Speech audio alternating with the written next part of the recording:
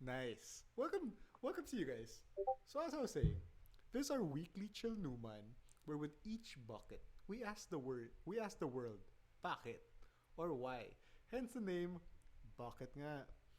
And we'll probably switch between English and Filipino. So in case you miss something or you don't understand something, just ask.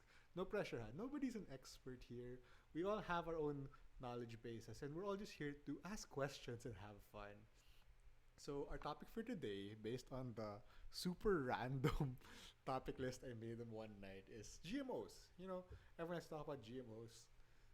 For tonight, we have me, Rag or Kino. I'm a psych major now in med, and then we have over here Jego or Ultra Electromagnetic on Twitch.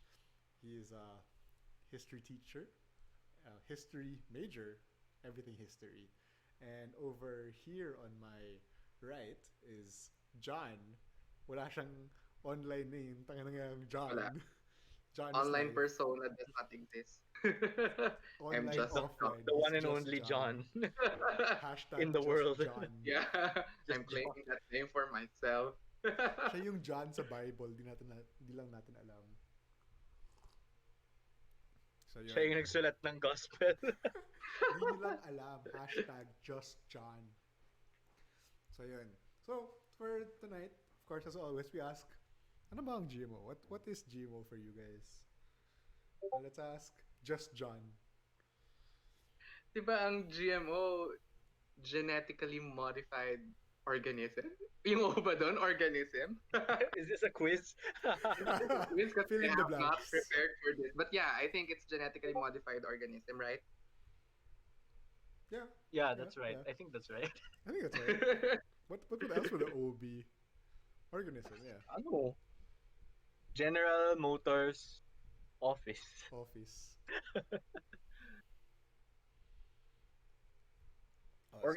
Organism ba yung ano, yung O? Tama Yeah, ba? it is. Genetically checked. modified. I think it's organism. I checked. Oh, so yun, ano siya? Explain, just John. How do I explain? Di ba ang genetically modified organisms basically, is it necessary to have human involvement sa genetically modified organisms? Like, kasi di ba, there's the long way of selective breeding, ganyan. Yeah, pero ano, if I remember MBB correctly, that's yung selective breeding, that's not GMO. That's it's a form of biotechnology. Pero hindi siya GMO. GMO is when you modify the genetic structure of the organism talaga. So talagang yun nga, you modify the instead of say like selective breeding, for example, 'di ba? Which is what we've been doing to almost all our crops, 'di ba? Since time immemorial, Mm-hmm. no? Basically you're not, ano, 'di ba? What you're doing is you're picking mutations. You're choosing mutations that which are favorable, uh, and then breeding those mutations, 'di ba? So for example, yung corn, uh, ancient corn, ancient corn, for example, is was just very tough. Konti lang yung kernels ng corn, Yeah. no? Uh, but because what selective breeding is basically what you over generations, over thousands of years, essentially, 'di ba? Those farmers, 'di ba? Farmers chose to reseed, no? Reseed the plants which yielded more. No? And so over generations, that the mutations that survived were the ones that produced more, no? Mm-hmm. So that's how selective breeding works basically. Pero hindi siya uh, considered GMO because if my understanding of this is correct, 'di ba? Uh, because it's not, ano, it's not, they're not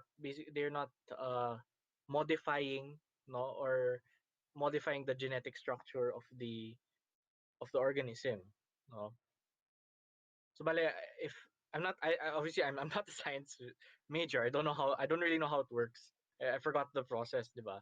But it involves doing something with with the genetic structure.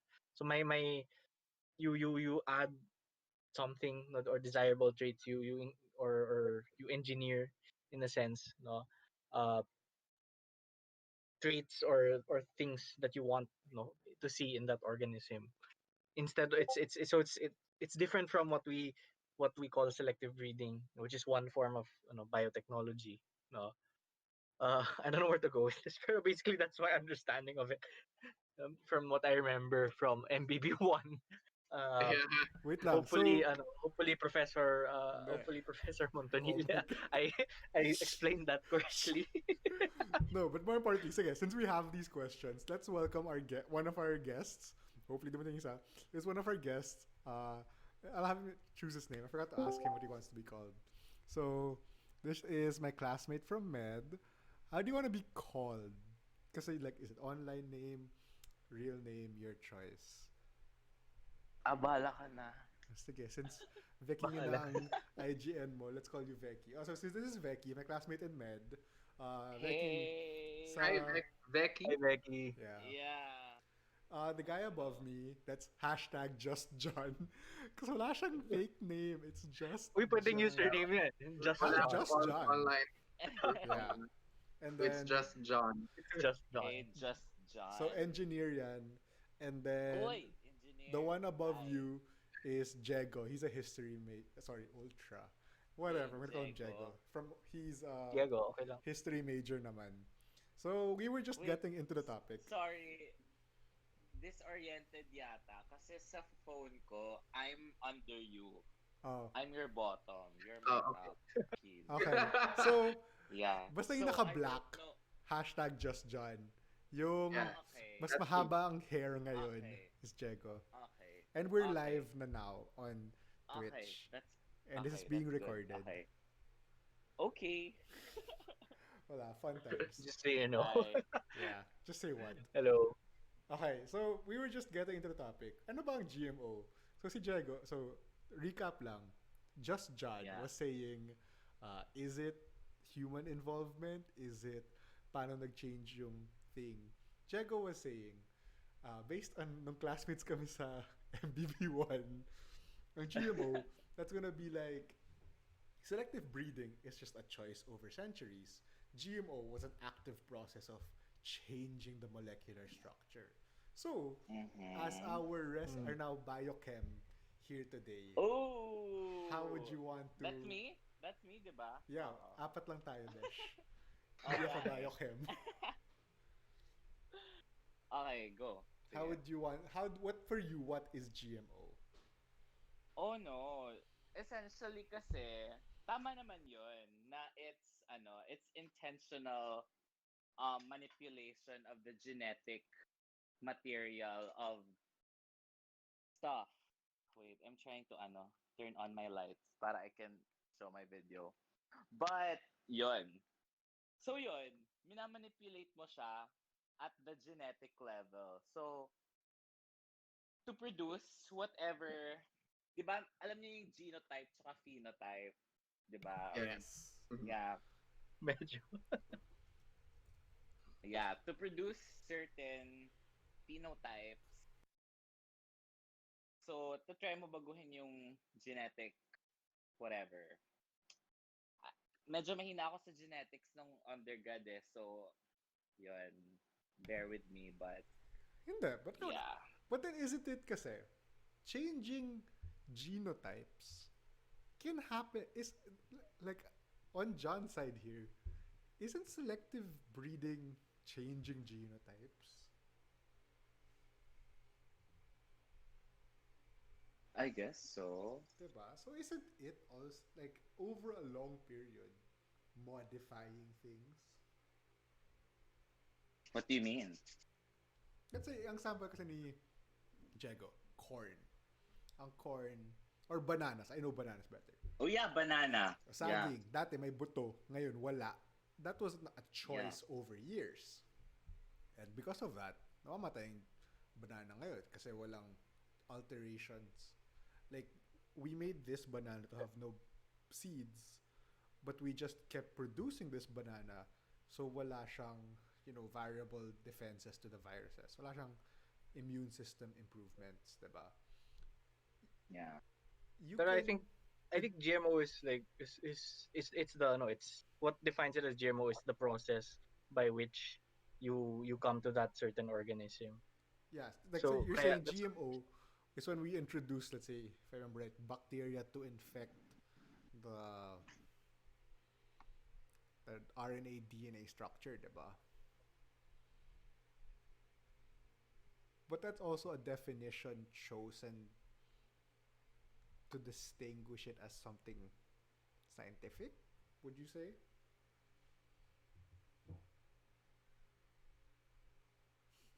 honestly I don't know. Thoughts. So you don't consider selective breeding GMO? Well, based based on what I remember from MBB from the MBB class, which is not much. I do remember that selective breeding is not considered GMO. Mm-hmm. It's a form of biotechnology. The parang, uh, Yeah.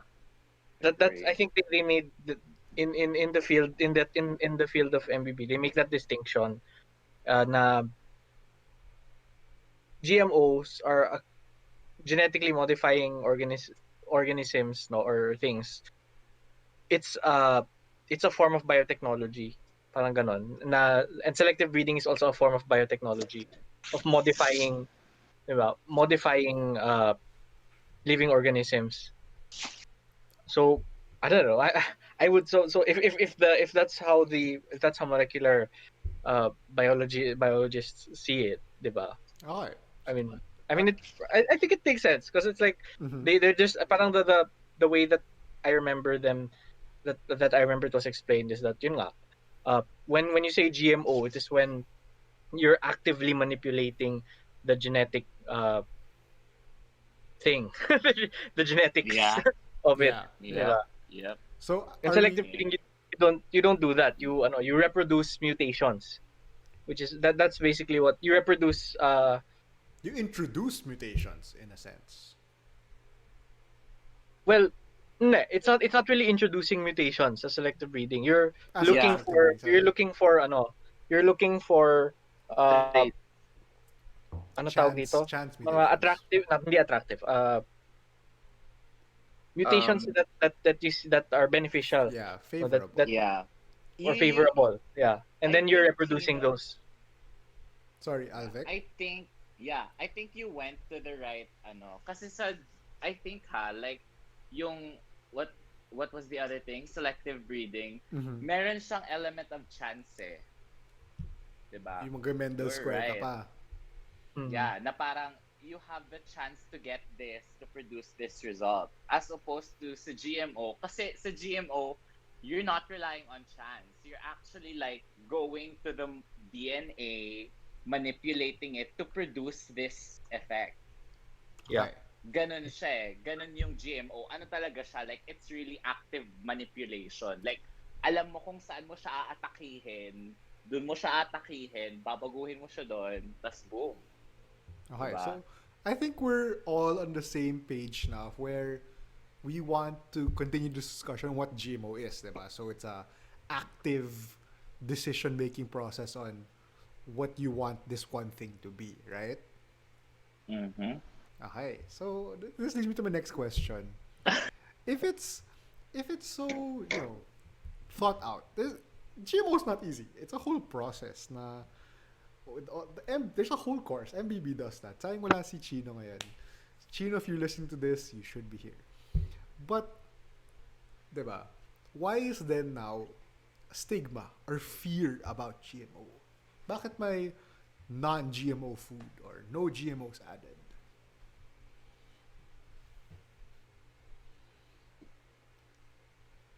hindi ba siya cultural?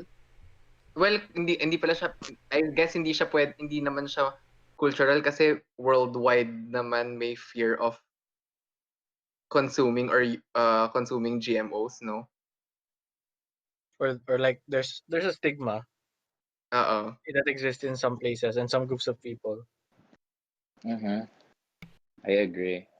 Kayo ba personally, anong views nyo sa pag-consume ng or yun nga, kasi I guess merong iba na may school of thought na you're tampering with God's creation, ganyan-ganyan, may ganong aspect. Tapos meron ding aspect na, shucks, ayokong i-consume tong product na to kasi hindi ko alam kung anong ginawa dito. Baka may adverse effect siya if I use it or if I consume it.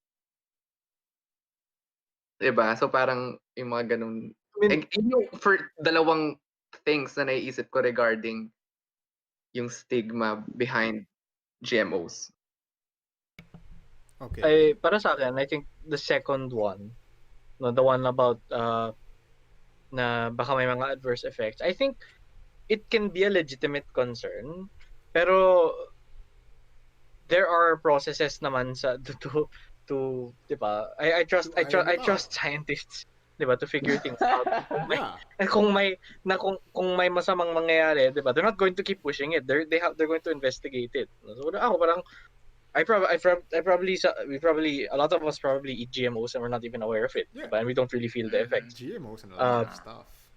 and I think it's not feared of, for me. I'm not afraid of GMOs. It's that uh, 'di ba, kung may nangyari, 'di ba, if there's a GMO na, 'di ba, that has adverse effects, syempre you have to ano, you have to do something about it, 'di ba? Speak up about it, 'di ba? Kung may nangyayari talaga, but I think that shouldn't equate into, or that shouldn't develop into an irrational fear of GMOs, because overall I think GMOs have been a big part of, 'di ba, uh Improving. of yeah and of the global food economy and all of that stuff, 'di ba? It's been important, and to demonize the entire science of it, it's a bit too much. Yeah, food And production's based from it, yeah. yung tampering, the first one, the tampering, 'di ba? Tampering with God's creation. Uh, I feel like that's, I don't know. I think if personally you feel like you don't, if you know, I don't have a problem if someone personally believes that and then they won't consume GMOs. But that's their choice. That's Yeah. fine. But I think to demonize the entire science of it, that's to push your beliefs onto onto other people. Na the science is, and to demonize the science. I think that's wrong. No. But yung tampering with God's creation argument na yan, don't you find that weird? Because like, wouldn't selective breeding of crops and domestic animals also be considered tampering with God's creation? Yeah. Like, look at how many breeds of dogs, for example, have health issues because of how they were bred to look a certain way, 'di ba? Yung mga British bulldogs, for example, 'di ba? English Is that bulldog. tampering with God's creation? Kawawa naman yung mga aso. I mean, Yeah. dogs. They have health problems. Does that count? And how uh how, 'di ba? Well, how is it different from, 'di ba? I mean, we discussed the differences in the process, 'di ba? The Yeah, method. in GMO But itself. but when we're talking about the ethics of it, what's the difference? Yeah. I think The Vex was gonna say something. Yeah, no, you. Oh, so I mean, yeah. Look at not even dogs, kasi alam ko the argument there is, as the religious view, we are stewards of nature. We are here to guide and care for the creatures of the earth. But then you'd ask, Well, we have but the idea of eugenics, diba? Like, so much throughout history is about purity of race and racism, and a lot of the stereotypes stem from these types of thinking of tampering with divine will. So, are we trying to say na one of the aspects of stigma stems from this? Diba? Is it, Maybe. or is it? Because I mean, I would think it maybe because it's so prevalent throughout so many countries and regardless of I don't know religious beliefs No, but correlated with GMO beliefs, but then you have to think like these types of fears sort of exist throughout time of our history of our social constructs. Like in a way, social classes, like delineated social classes, some what come from that as well. And it's not so much a fear of purity, but a fear of something we don't understand well. So like because GMO nga, like we're a bit confused. Uh, sort of us. We all took some MBB or science courses, and I'm sure the general person, it's hard to hear genetically modified organism, and it just brings this innate fear in us because that's humanity's fight or flight system, diba? How can you fight something you don't understand? So matatakot ka na lang. actually, that's interesting because you brought up the point about eugenics, and while ako for me personally, I don't think GMO and even and selective breeding are comparable to like the concept of eugenics, diba? I don't think it's comparable because, but it is an interesting point. No, I'll get to that. No, but for me, unang-una, I don't think it's that comparable because, diba, with eugenics, uh, you're controlling how it's basically about controlling how the species reproduces future generations, diba? Uh, but I think with for example GMOs or even selective breeding, it's a selective breeding of uh of like of plants in particular, no agriculture. Pero I guess you could uh you could extend it to animals also. Uh, because it's parang we're not really doing it to annihilate diba, to annihilate the other species. But Mm-hmm. what's an interesting point is that it's not entirely comparable, but you can parang you can draw comparisons with eugenics kasi parang uh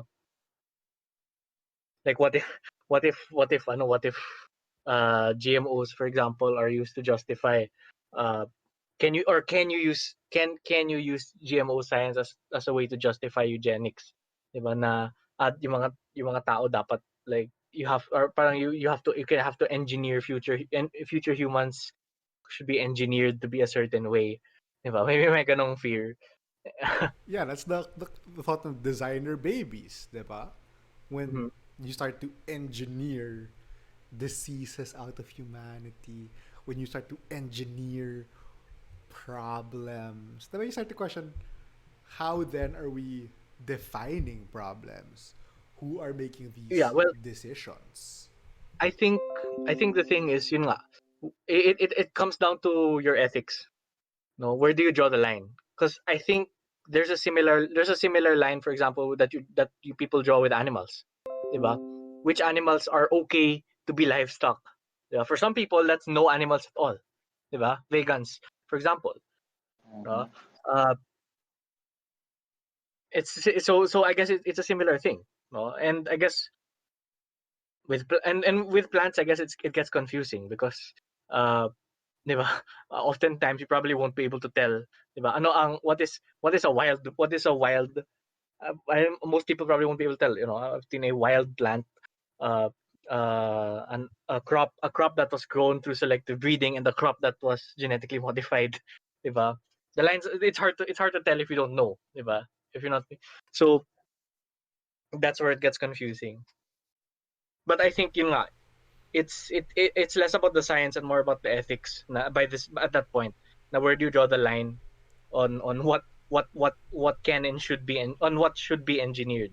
Well, It's not about what can anymore, diba? Kasi I think we can do most things. We Yeah, can, pretty much. but that actually brings a different question to me because it makes you wonder, okay, kung ang you're saying you can't tell apart plants from a wild cultivar and GMO.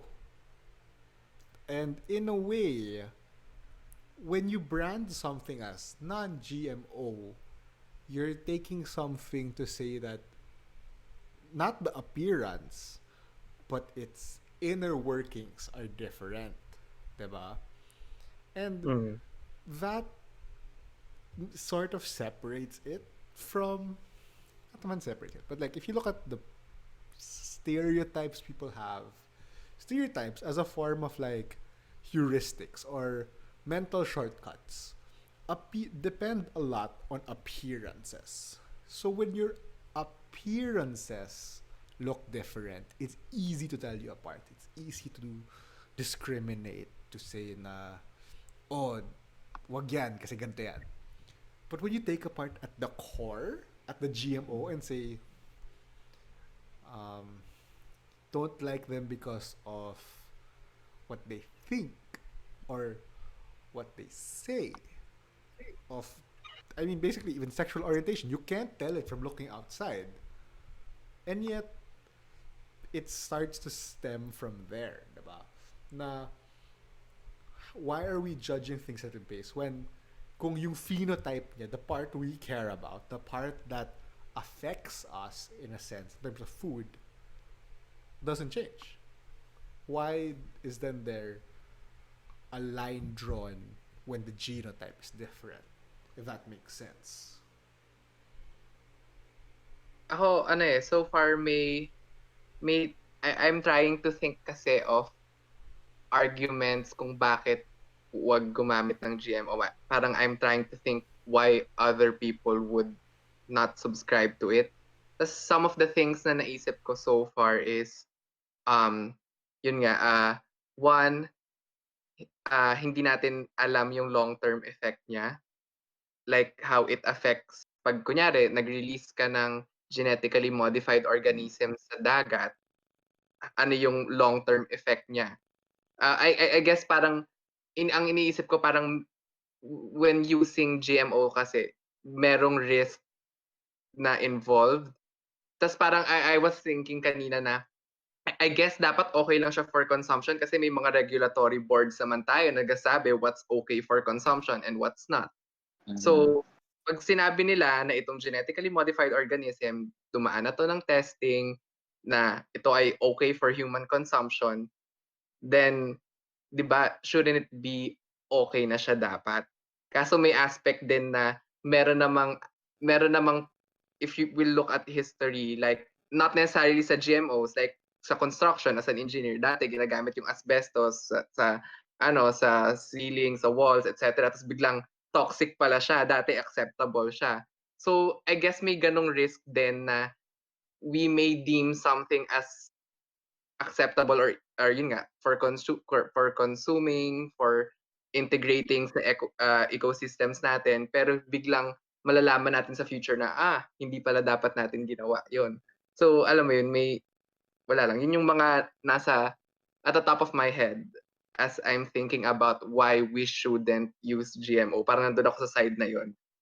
Pero I mean, personally ako, okay lang. Pero yun nga, I'm just thinking of arguments kung bakit hindi okay. Those thoughts are fair. Yeah, that's a fair point. But the thing is, di ba? I think it's fair considering how relatively medyo bago. It's not super. It's not a super new science, but it's relatively recent. No, it's a relatively recent science, no, GMO, and I think really that's really a long durée thing, a long term thing that we cannot. Just like many things, we can't tell we won't be able to tell the effects until generations. We might not be able to tell the effects until generations after. Yeah. Exactly. So unfortunately, and unfortunately, I think that's one of the risks talaga ng science and technology in general. Of innovation. In general, with progress, kasama yon yung risk na yun. With great risk and I comes think great responsibility.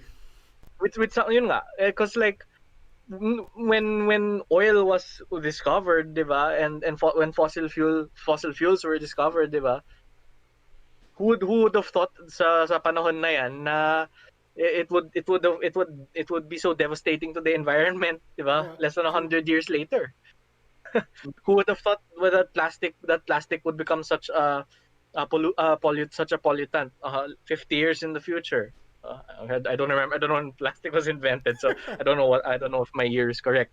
No, so pero I guess those are the risks, and 'di ba? We won't know until until we're almost gonna cross that bridge, Yeah, uh, actually, and there's we have a to. I guess it's part of I guess it's part of the risks in science and technology, and people have to be prepared to face, 'di ba? To face the long term generational effects of that. that's No? true. And I think part of that, part of the reason why yun nga, the thing with the issue with GMO is that, 'di ba, it's something that everyone needs. I get that almost everyone now uses plastic, 'di ba?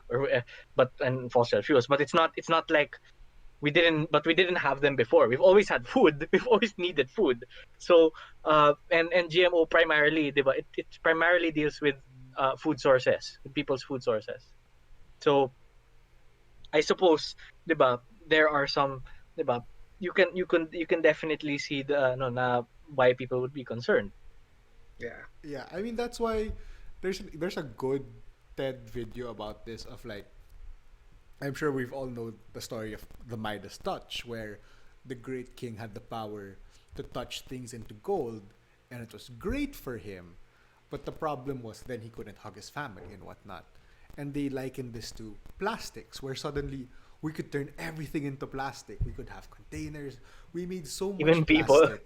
Yeah, that it became the implications of it later on are not something we get with that great power. There's no. It's not like Doctor Strange, where if you read along the instructions, you'll see here are the warning signs. And there, we're all as a species going into this blind, and we just have to trust in the process in a sense that the systems are in place to make sure nothing incorrupt, like nothing unstoppable happens. But the worst part is after all of it, like yun nga, we could have asbestos and lead in the plumbing and whatnot, and food sources in history, that 20, 30, 50 years down the line, history always sort of judges by the current standards at its current time. Like, even in what's happening now in this pandemic, we'll look back 1 year and like, bakit ganyan? Obviously, ganito yan. When really,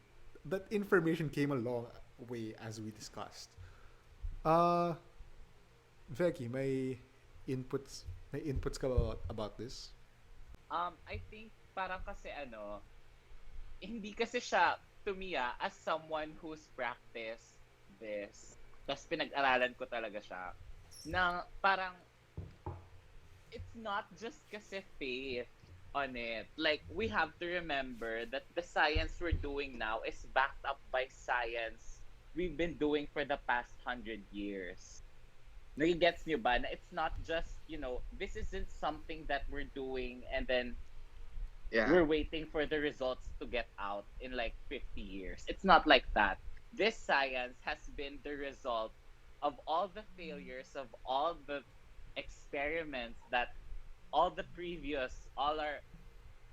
our ancestors Effort. have been doing since ever.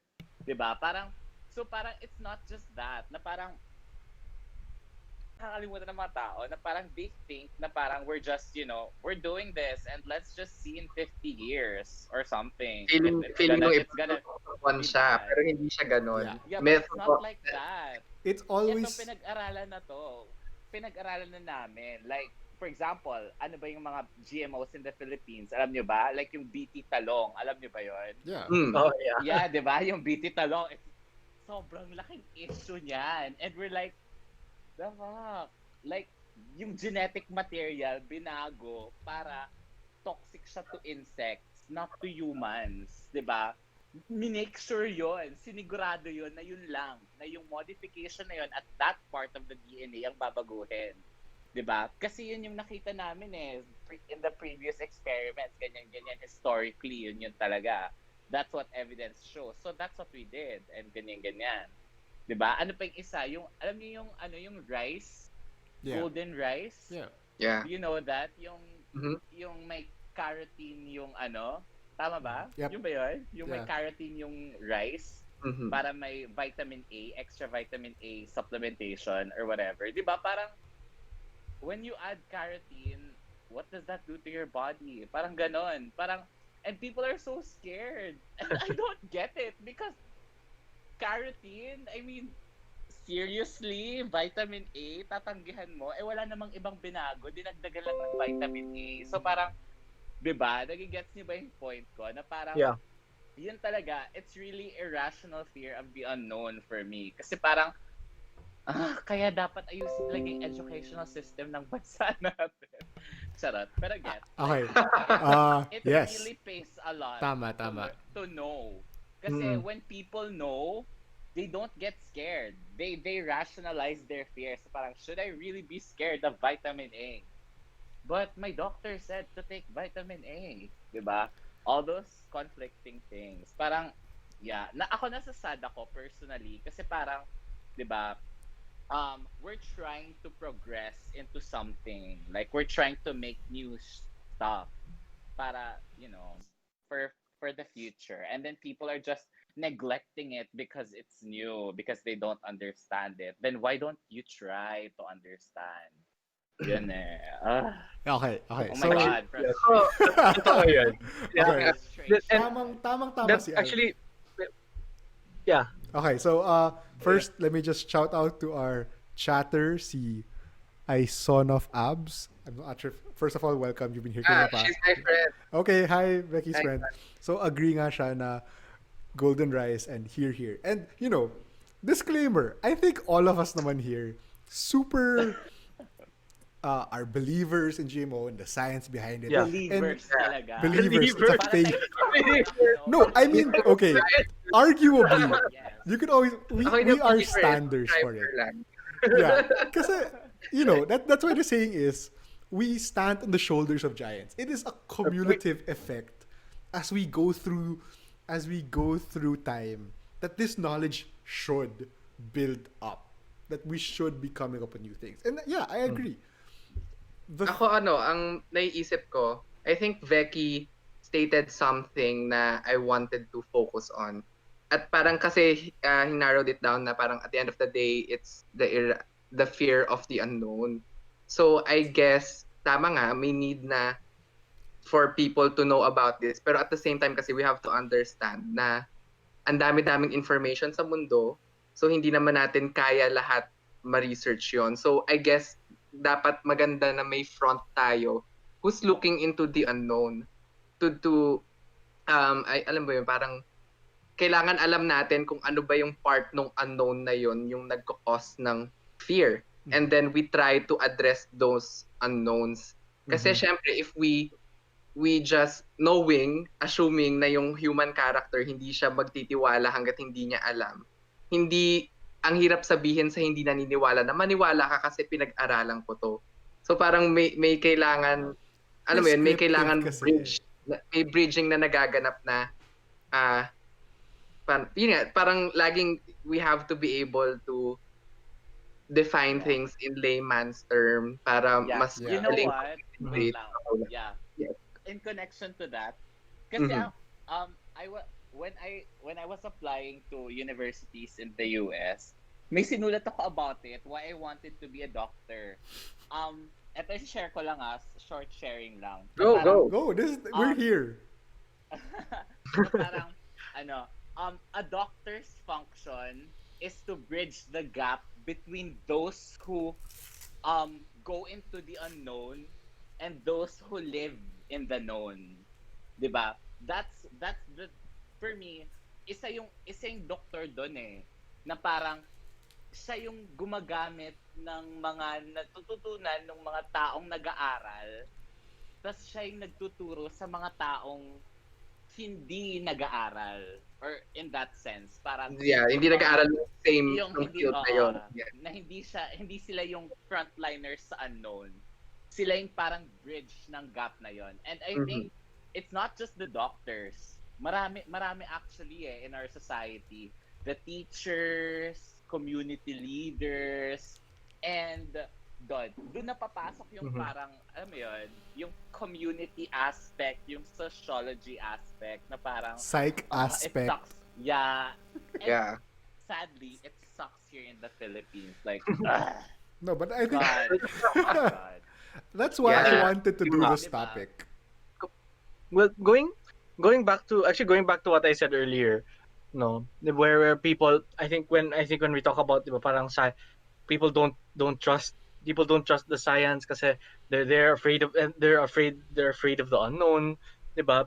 The thing is, nga, I think it's irrational because, diba, we cannot really see where we go, where Where will science be? and technology will take us Yeah. 50 to 100 years from now, diba? What we have is the science now, diba? That is built, that's been built up over the years, and that's what people should come to trust. And kailangan may yun nga, kailangan talaga Wow. may bridge, no?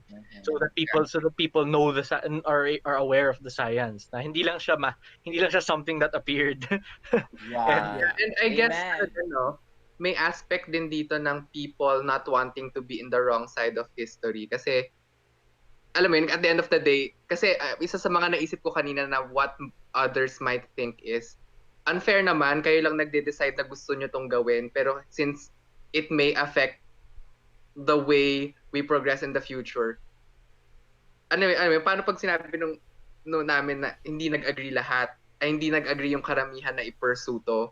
So parang bakit, alam mo yun, parang may Yeah. ganun akong side na I mean, naiisip. Kasi that's nga, well, why yung saying mo na like, okay, we decide this and it also goes to an extreme. Like the reason why I wanted to make this topic GMO is because it's not just like GMO as a concept. We all see is fine. It's science, it's backed up, it's proven, it's solved. The question is when it comes to GMO, the relationship with it goes deeper. Eh. So as Veki was saying, it's bridging this gap. It's how my quote from a reflection paper I wrote at for one class was, it's turning lessons into lives and patience into people. It's remembering that these things are all interconnected. But when you have these systems in place, when the science becomes backed up by people saying, sit down, listen to me. When people say, I have these credentials, therefore I am right, then it becomes less attractive. It's not, it sounds weird, but the marketing of it, the public relations of the idea, then isn't palatable. It becomes harder to become acceptable, which all the more magpupush back. All the more mhm. magkaka so it builds the seed from which it grows. And as John was saying, with this technology evolving, like sorry, what Jego was saying, even 10, 20 years ago, none of us would have bet we have the whole entirety of knowledge in our pockets. We'd be discussing like this over topics like this in such an accessible manner to the people in chat, to our friends who are watching, diba? That they can join in on this as well. It's no longer that Yeah, one-way guys, TV scene. feel free to contribute. Don't forget that. It's no longer that to the three people we are reaching right to the now. three Ano, people kasi we are yun nga reaching. I was also thinking kanina kasi 'di ba, Becky was mentioning BT eggplant. Tas parang ang target niya is yung pest. Tas parang isa sa mga guys, for the chat and just for the record, in general, I'm okay with GMOs, pero I'm just taking the role of someone who's not pro GMO for the sake of discussion. Yeah, Devil's, mahalaga yan. Mahalaga Yeah, advocate. yan. 'Cause Yeah. yeah, naiisip ko Yun dun sa lang. BT eggplant kanina, parang okay, so ayaw natin na kainin siya ng pest. Bakit? Pero sino bang nagsabing masama yung pest? Baka alam mo yun, pag Masama sa umonti pests, yung pest masama. na yun, Yun. maapektuhan yung food chain, may Mo, ibang nagfi-feed on that pest na it's since John biglang wala Bones. na siya. Alam mo yun, may mga ganun lang akong biglang naisip na, pero like when you consider something like the BT eggplant, I would assume that, because yes, we have institutions and governments that are terrible, but I trust the scientists, and I think Filipino scientists are smart. Yeah. and very competent. And I would trust that, diba, that they would have people to study the ecological effects before it is ever planted in mga public farms. They would have had studies about They, ano they, yung they would ecological have effects considered niya. that. They would have put They that would, into diba? consideration. Yeah, I definitely. think Kasi like, sa construction, before you do anything, laging may, lalo na kung large scale project, laging may EIA, may Environmental Impact Assessment. So, yun nga, in producing dams, or in constructing dams, etc. Laging wini-weigh yun, yung effect niya, bakit siya nandyan, ano yung mangyayari. So, part yun ng inaaral namin. So, yeah, siguro kaya ko lang siya binanggit para lang to assure other people na, alam mo yun, the experts are also thinking about the possible adverse effects of tampering or genetically modifying something. yeah. Na, alam Uh, mo yun, even before mo maisip siya, you have to trust the experts that they thought of it as well. mhm. Hindi hindi siya yung tipong binaliwala lang nila. Kasi nga, in the first place, sila yung experts dun sa field. So, mas alam nga nila kung ano yung maaaring maging negative effect at positive effects. Mas knowledgeable sila doon. So, I think well yeah, that's all part of the whole bridging the gap yeah. bridge, the whole bridging the gap challenge you have with not only GMOs, no, but Mm. almost pretty much everything Yeah. everything in science and everything in the academic Academe, yeah. sphere, diba? The academic bubble, diba? I think whether it's in the Philippines and many other countries, there's always that challenge of, diba? You have the science, you have the information, the studies, the experts, but yung information for the most part, it's just there in that bubble, Mm-hmm. and it's a challenge to bring it out and to process the information, bring it to people in forms that Yeah. are that they can that anyone can understand, no. And Yeah. I was speaking as a history major and history teacher, that's a challenge in our field, diba? A lot of Yeah. the academic studies, the new research about, diba, different new findings in history, it takes a long time for even with social media, it takes a while for these things to get to the public, diba? uh, and yun nga, it is really a challenge, a process to make academic knowledge, diba, digestible, Consumable. Yeah, they just, diba, to people outside of the field, no, whether it's history, history, or MBB, diba, engineering, no. I mean, okay, So on this topic, kasi sayang wala yung other nan dapat she's traveling pa rin daw. But that's an interesting discussion I had with her. Kasi she teaches kids, and my question was, the problem with the Philippines, I mean, honestly, yes, making it useful for the public. But then if you think about it, should there even be like to some extent an academic knowledge base? Shouldn't the knowledge base integrate the two at its core? Because what's the point of having that academic discussion when we don't digest it? So I was saying, bakit yung pagturo natin sa mga estudyante, it's of science, math, nasa English? Why do we continue to pursue this? Medicine, something where you live every day with the patients outside, inside, in every one of us. It's still taught in English. And then we're just expected to translate it na lang when we're explaining it to them. That's why she said, when it comes to teaching, let's say, science sa kanila, let's say, acceleration, diba? What is acceleration in Filipino? You'd use it in ways that they see in everyday life. Instead of saying acceleration, yung pag-arangkada ng jeep, diba? Ang paggalaw. That's how you start to talk about these things. And arguably, sige, they might be different things, but if it gives the understanding to the students, it's fine. Sa medicine, you could have all the terminologies for what this disease is, pero kung sa tao, lagnat lang yan, that's where the problem starts. Lagnat lang yan eh. Sorry, go, Diego. yeah. that's the thing, no. That's the unfortunate reality of academic knowledge of the academe, diba? Yeah. It's in a sense, it's the system is elitist, di ba? Ayun nga. Parang kasi pag hindi natin siya nailalabas, ano to, knowledge jack off lang para lang, pleasurable kasi ako yung expert sa to. Ako yung nasa forefront. Pero kung hindi siya nagagamit, anong use, 'di ba? Uh, actually I think it also boils down sa ano ba yung motivation mo in pursuing it. So yeah, as I was saying, parang yun nga, I think Jago said something kanina about yung elitism nga. Wait lang. Yeah, meron nga talagang ganon kaya hindi siya nakakaalis doon. And also I think especially now, 'di ba nga sinasabi nila medyo nagiging popular term na ngayon yung disinformation age, etc., with the rise of fake news, etc.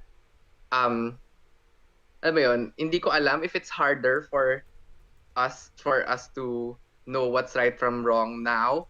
Pero yun nga, I think may part din kasi na may aspect din na since dumadami yung mga taong quote-unquote educated, minsan nagiging passion to say na, college graduate ako, so I know what I'm talking about. Yeah. Alam mo yun, yung parang, Di ka naman, pero di naman college grad sa field. pinag-aralan ako. May pinag-aralan ako. So, alam ko na yung sinasabi ko, may tama to, kahit hindi ikaw yung expert doon. The mere fact na tumungtong ka sa kolehiyo, you're better na, at alam mo yun, valid na agad yung point mo. Laging Nag-MBB1 ako. Ikaw nag-MBB. Di ka nag-MBB1. Tangina mo. MBB1 ako. Gumawa kami ng video. Tungkol sa papaya.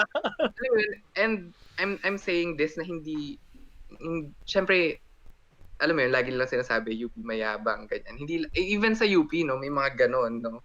In fact, dami mayabang sa UP. Sobrang yabang. The mere fact na may pinag-aralan ka, nagiging free pass na siya, quote-unquote, for you to be right about something. Kaya minsan na-frustrate ako kasi when others assert that they know something, tas alam kong hindi naman nila field yon, parang ako, wala, nadidefeat yung purpose ng pagiging quote-unquote edukado natin when we do that. Kasi nga, kung tututunay na edukado ka, alam mong hindi mo alam. Diba? Wala naman. May mga ganun akong hugot. and even if let's say, diba, college educated ka, you are someone who with knowledge of this thing, diba? Pero you treat people who you should be educating like shit, diba? When parang the way you educate them is, diba, you make them feel bad, you make them feel stupid, diba? What's the point? They're not going to listen to you anymore because you're belittling them, diba? Yeah. I mean, alam mo, I think go it has something to do culturally dito sa Pilipinas. Yeah. Kasi dito, sobrang taas ng tingin natin sa mga college graduates eh. Oh. Yeah. Diba? Like, sa atin lang yan. Feeling ko kasi dun sa sa US, parang, hindi. diba, parang whatever. Yeah. Like, people who don't even finish high school can be, alam mo yun, as successful as someone who finished college. Diba? Pero dito, parang ang taas na tingin natin, wow, graduate siya ng wow, pumasa siya ng licensure. Diba the idea is that parang one thing is that I think in the US, for example, like college is seen as a university, college, diba, tertiary education, it's seen as a privilege. It's not a right. Yeah. Yes, diba? Because you should be, parang after high school, diba, you should be able to pursue what you want. Not everything, not every path requires a university or college education. No? Here it's like wherever you look, diba? Naghahanap sila ng college grad. Where technically that shouldn't be the case. I mean, I know that the US is not the best model because you know how shitty their education system is. Diba? Yeah. Diba? Let's not. There in some ways our educational system is even better than theirs. But as a point of comparison, diba? The way college is perceived, no. And diba, people in some ways and in not just in the US but in other countries, diba, kahit hindi ka nag-graduate sa college, diba, and you can enter a job or profession that diba? You're valued. You're seen as a person. Parang if you're not a college grad in the Philippines, parang hindi ka parang subhuman ka, That's diba? very Yeah, That's that's true. some so that's how some true. companies see you, Very diba? Na true. bobo ka, diba? And maybe part of that is also because diba, kulang din yung high school education natin, diba? Yes. And has K to 12? Do you think K to 12 the K to 12 implementation fixed that? I don't think so. Hell no. As a Diba? person who taught freshies, would you say nag-iba yung ideas nila after K to 12?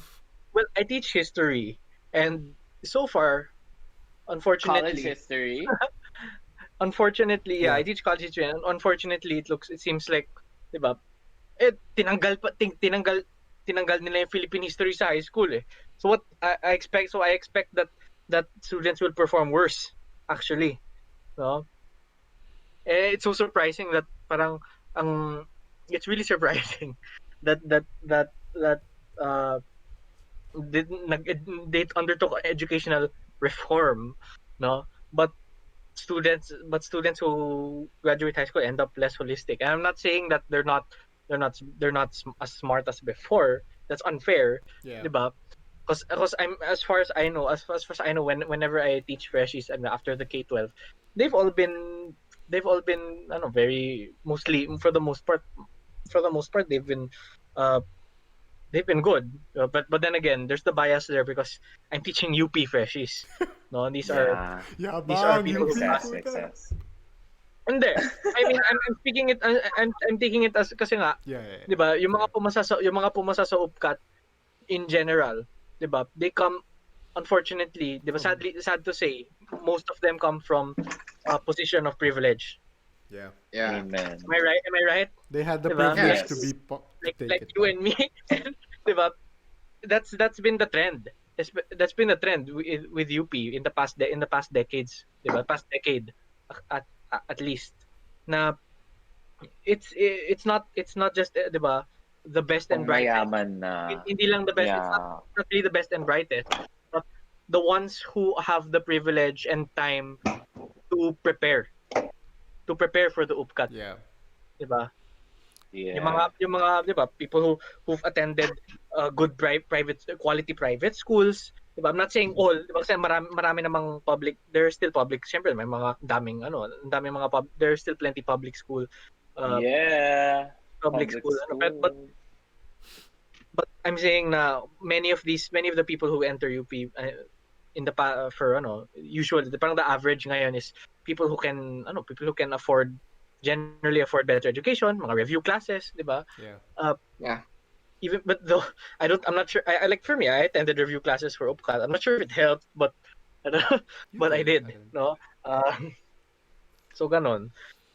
And actually, by the way, I wanted to say this earlier. Now, for the record, diba, though I mentioned, diba, about academic elitism and all, I don't think it's wrong to for to for an academic for academics to to research and study things for the sake of knowledge, diba? For the sake of producing knowledge, diba?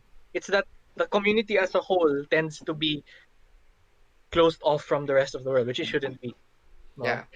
I mean, okay.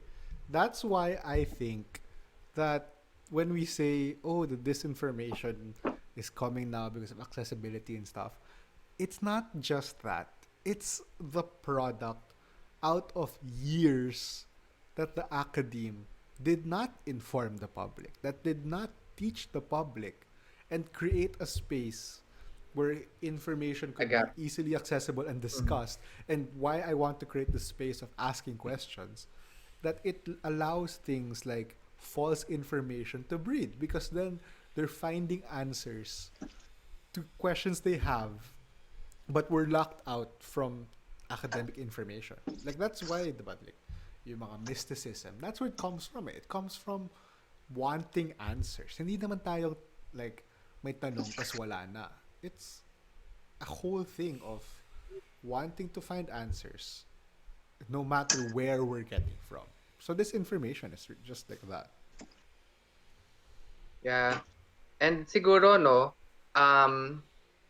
given na meron ng gap, I think meron din isa pang front dapat, which is, yun nga, regarding our youth, yung mga bata, I think dapat ini-instill din sa kanila yung inquisitive mind, alam mo yon, yung mindset na, alam mo yun, dapat prepare din sila na, paano ba? Yun nga, to question things, and at the same time na it's okay to Make mistakes. kasi I think dun 'di ba, bilang cultural, I think na-establish natin na cultural thing nga siya, na especially sa Philippines kaya hirap tayo kasi one, may gap na nga between the learned and the not quote unquote learned. Tapos meron pa tayong yun nga, meron pa tayong, paano ba? Yung, nasa kultura din kasi natin yung yung medyo hindi I can't say backwards, pero hindi tayo easily nga nag-accept ng scientific things. So yung mismong attitude natin as a group of people, as a nation towards science, hindi ganong ka-receptive. 'Di ba? Kasi if you'll notice sa ating what we watch sa media, if you'll notice, wala tayong sci-fi. 'Di ba? Doon pa lang kita mo na hindi tayo as receptive to, alam mo yun, forefront technology, ganong type of thinking. Kasi yung mismong kinokonsume natin, it's still stuck in the fantasy, it's still stuck in the I guess. So doon pa lang wala tayong hindi tayo ganong magaling mag-consume. Fantasy stories like Provinciano with competent police. Yeah, yung mga nagba-backflip twice, tas ang ganda ng tayo. Ganon. The fantasies like police that actually protect the people. Yeah. Sorry, I can't help myself. It's true. Yeah, we've established since last week na, this podcast Political will definitely get political. Political is everything. Ako naman, diba? Not to this, diba? Folklore and fantasy. Mm-hmm. I love think a good folklore. it's like kasi I'm someone that really loves. I'm someone that really loves, diba? Yung I really love personally those some of the cultural, diba? Yeah. The supernatural, mystical elements of our culture, folklore. But Are multifaceted. There has to be a way that can coexist with diba? With trust in science, diba? Yeah. Yeah. Like look at the Norse, like the Scandinavian countries, diba? Did you know that there is a rising, like in terms of religion, the traditional, the ancient Norse gods are actually on the rise. Yeah. So more people now are believing or are going back to believing gods, diba? in the Norse gods, diba? Dun sa Scandinavian countries where that is part of their, yun nga, yung ancient mythology nila, yung ancient history and religion nila. It was there, diba? Oh, that's nice. And but those Norse countries, they're also very progressive in terms of science and education, diba? But they will mag-coexist, diba? I like a lot of things about diba, Filipino folk supernatural culture, but I think that can coexist with our like our love of the supernatural can exist with, and our love and belief in the supernatural can definitely coexist with a trust in the sciences, diba? Yeah. Agree naman. Where was I going? So going back to GMO. No, but I think that's What's that? that's the root What's of GMO? this. What? But yeah, that's the root of this. I mean, all of Mhm. the problems with GMO is that kulang sa scientific literacy sa country. Kulang yung explanation, yung problems Yeah. of fear in it. And then, yan. Okay, no. You mentioned earlier about yung problems of literacy, and actually made a point earlier about how you're taught med in English, Mhm. but then you have to explain to your patients in Filipino, diba? that's an interesting conversation that I don't think I'm prepared to have. But the fact that language is always going to be a big issue in tackling any problem of literacy, of accessibility. Because kahit sabihin mo na may national language and may official languages, diba? National language, we have Filipino, diba? Our official languages include English, no? Both of which are taught uh, in school. But diba, not everyone is comfortable, not everyone is proficient in these languages. And so there's always going to be the issue of, diba, how are you going to bring information to make sure that information reaches uh, and is accessible to, diba, majority of Filipinos. Diba? If you can't reach all Filipinos, majority, diba? Yeah, I think Where we have 175 plus languages being spoken in the Philippines. that's a Diba? discussion we can save it for another topic. That because I have so many fears about that pa, and I don't want to get And into it now.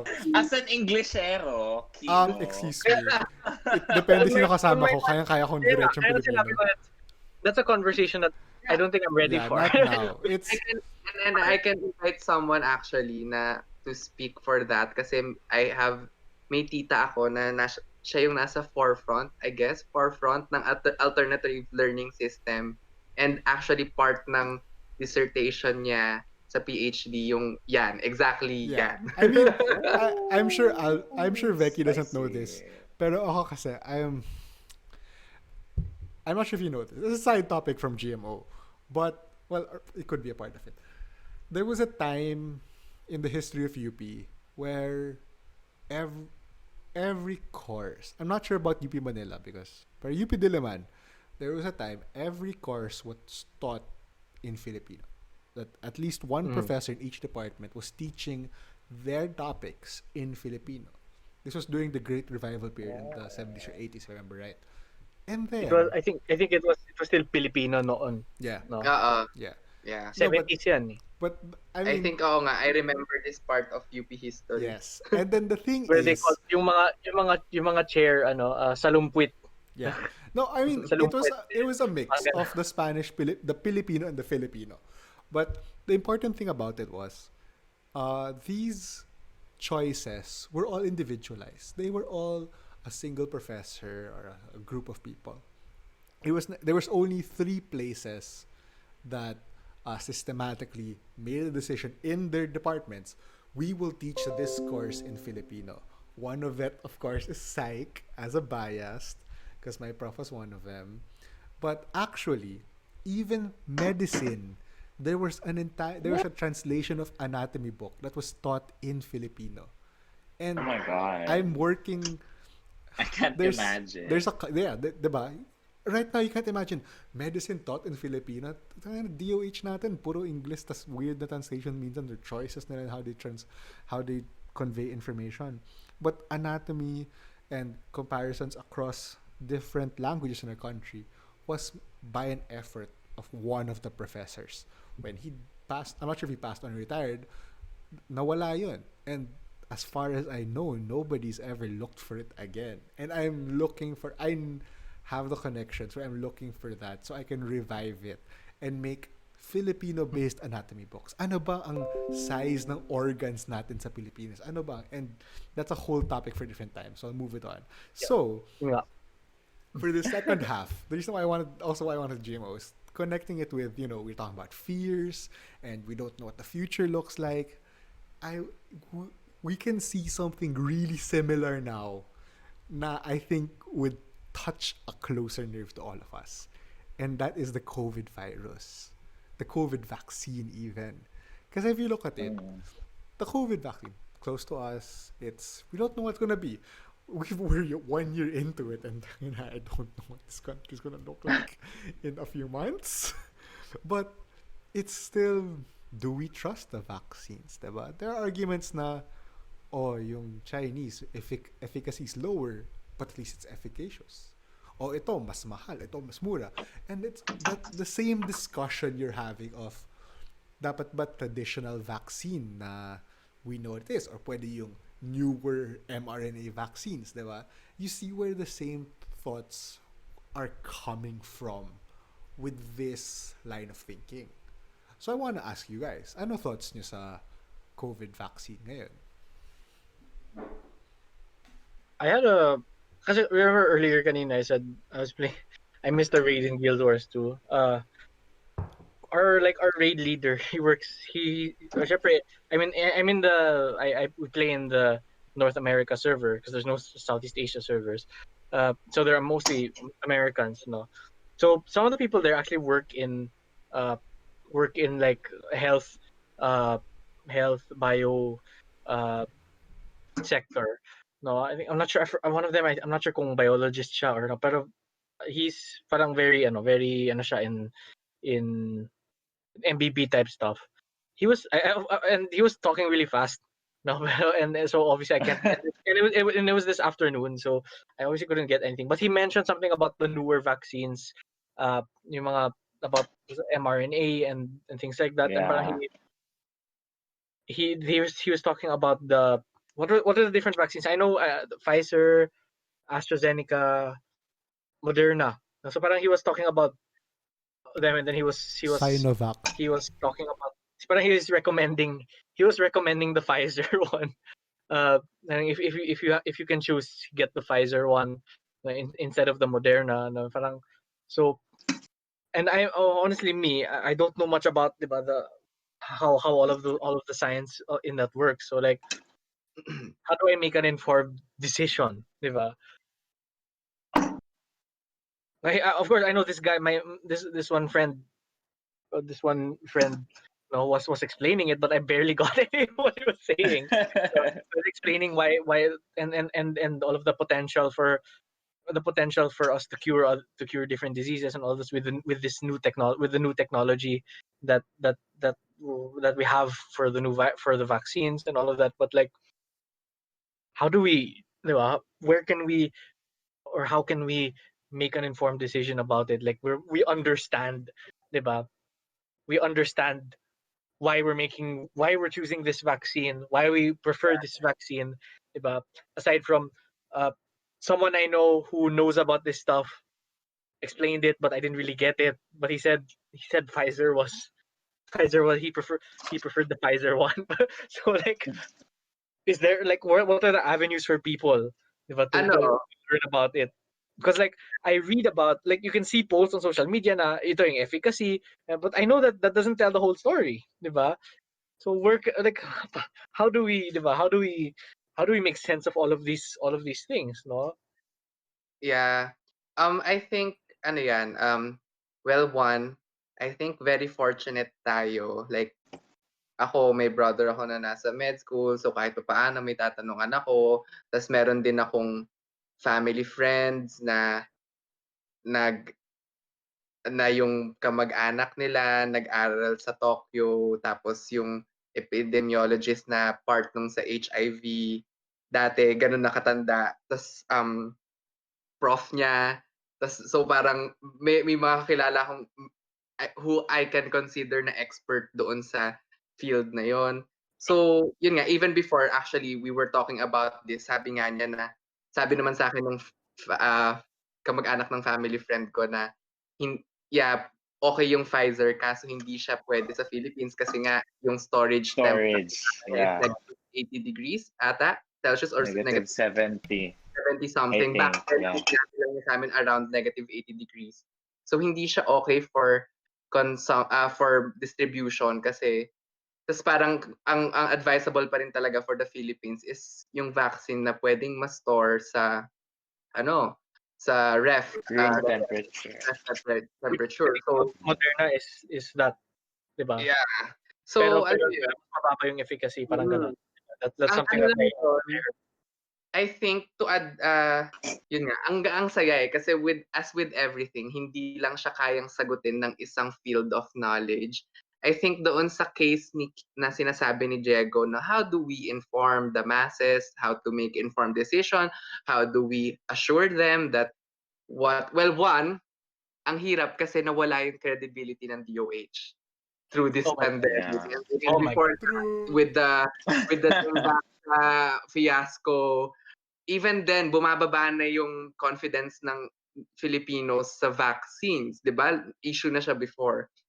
So, I think dito papasok yung kahalagahan ng media in general, like media as in yung dun papasok yung mga mass comm friends natin na nasa industriya. Kasi sila yung magbi-bridge this time. Kasi they know how to effectively bridge information. So, kailangan nating mag-tap sa kanila para ma-inform yung masa. So, yun nga, I think kailangan natin yun nga, may need to do it digestible. Kasi yun nga, sabi ko, fortunate tayo, like, I think sa circles, our own circles, tayong nagsasalita, na meron tayong people around us who we can consider knowledgeable. Pero hindi kasi lahat may ganun. So I think one, kailangan talaga natin ng proper partnership with, like, kunyari, ad agencies, media outlets, na, alam mo yun, meron silang effective way of communicating it. Hindi kasi ako expert about it, so hindi ko alam kung paano. Tapos I think, yun nga, part din doon yung, I think it helps na yung 'di ba sa ibang bansa yung mga leaders nila, sila yung nauunang nagpapaturo, ganyan, etc. So, yung mga ganong type of strategies, I think Nauna din naman sa atin. Mhm. Okay. Well, Wow. Okay, kasi ganito Nauna yan. din naman siya. Nauna din naman sila. Yeah, Joke lang. so yun nga, nauna nga sila. Nauna Pero, naman sila. Tama naman. Okay. 'di ba? Here's So, the thing I with think- that. The thing with that Ay, is, on ano 2 talaga points, natin, when we're talking Pero about, yun, I think, sorry, go ahead, Kino. when we're talking about interdisciplinary solutions, yan yung pinag-usapan. Kasi, let's say Pfizer, -70. Yes, hindi siya load. Ang hirap kaya i-store niyan. And then, if you watch the setup, you can only open it for 10 to 15 seconds. You have to mix it 6 hours before you inject it. Ang hirap gawin yon. But, that's also because, but we also have to think, that's why there was an article I remember reading na ang naging team partner ng Pfizer is ice cream companies, is Dipping Dots. Kasi they're the ones used to traveling with cold sensitive product and those kinds of lateral thinking ang kulang sa atin. We always think medical magsosolusyonan, never pinagsasama. If you saw trending recently sa Twitter, yung Taiwan, their CDC hires comic book and graphic designers so that mas attractive na I think there's like a longer issue of cover-ups and whatnot, but making it more attractive to the people to see and remember ano ba ang rabies, ano ba ang tuberculosis, ano ba ang pertussis, na wala rin dito. Yung mga designs minsan ng mga posters natin, Diyos ko, sakit sa mata. And totoo. Tapos ngayon may polio sa Pilipinas, no? And like as someone said, may polio ulit sa Pilipinas. There's always. Yeah. There was an outbreak recently. Yeah. And Kasi that was a disease that used to be that used to be eradicated. Yeah. Yeah. And then mali kasi yung mga the information the public gets wrong. And it's not just that, but even not just present thinking, but forward thinking. Kasi they say, oh, sige, wala nang, as a certain somebody in our medias will be saying na, wala namang cold storage outside Metro Manila. Good luck kayo na kung gusto nyo Pfizer. But then, pwede nobody's asking. Yung mga manong, dirty ice cream. Dirty ice cream. No, but nobody's asking. We had Negative 1 year. Why didn't we plan it out? Why didn't the government think, oh, we're going to need this? Let's start planning it now. Kasi inisipan na lang yan. Pag election na, pag malapit na, ay, kailangan ng band-aid solution. Hindi yung long-lasting, let's finish it now. Sorry, I had to just say that. Again, babalik tayo dun sa cultural. I think may problema with how we handle things in the first place. Kasi, you know what? Yun yung parang greatest realization ko tonight. Na parang yung science is in the context, for example, the vaccine issue. In in the normal science sense, parang ang dali niya lang eh. Gets? Like, when you have doctors to explain, kahit may Yeah. mga anti-vaxxers dyan or whatever, it's so easy to explain. Like, no, mommy, ganyan yan, ganyan talaga. Wala, hindi totoo yung, ano na yon, yung study na yon about autism and la la la la la. It's so easy. Pero when it, in the context of a pandemic, kasi ako, ano talaga ako eh, na kapag pandemic, ano, it's an issue of public health. It's not an issue about, ano na yon, pathophysiology. It's not an issue about the disease anymore. Ano na siya eh, public health concern na siya. Like, how the community or how, you know, the society as a whole responds to it. Tapos parang, yun, parang, kaya ang hirap about, yun yung mahirap about the vaccine, I guess, kasi parang, yun lang. Kasi ang dami ng factors eh. Hindi mo na lang iisipin na parang the science is like that. Unlike GMO, di ba? Parang, I mean, eto, mas malalim na siya. Mas lumalim pa siya lalo. Kasi, ang shitty talaga. I mean, okay, specifically for me and Veki is, admit it, sa medical, ang explanation minsan iniiwan pa sa estudyante kasi wala ng oras. We can't take time to talk to them, ask them their questions. It's very specific lang ang mga consultants are willing to do that.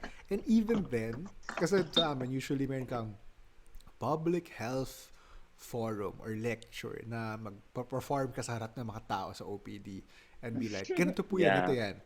I mean, one time, we were talking about leprosy. Ang leprosy ay isang sakit, blah, blah. Hindi to isang resulta ng pagkakasalanan dahil sa Diyos, blah, blah, blah. And there was one person in the audience who said, I believe na ang Diyos galit sa'yo, kaya ka may ketong. And parang, at that point, there's no, okay, let's talk about that. It's, okay, we have to move on because requirement namin to. Because we have to talk to everyone else about everything else pa. And it's, once those start to slip between the cracks, dun dadami yan eh. Mag-uusap yan eh. Especially with the internet now, when the information's not available, something else sprouts in its way, diba? May God have mercy on your soul. Ganun na lang eh. And I mean, not to shame that person who believes it, because in a psych way, it's a product of the system. We want to change it. And that's just the result of this poor educational background, poor explanation, poor systems in place to bridge the gap between the people, diba?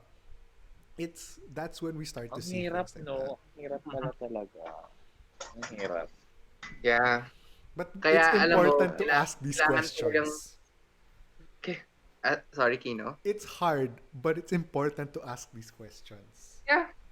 At the same time, kailangan nating tanggapin na hindi siya kayang isolve ng isang tao, na ito ay collaborative work.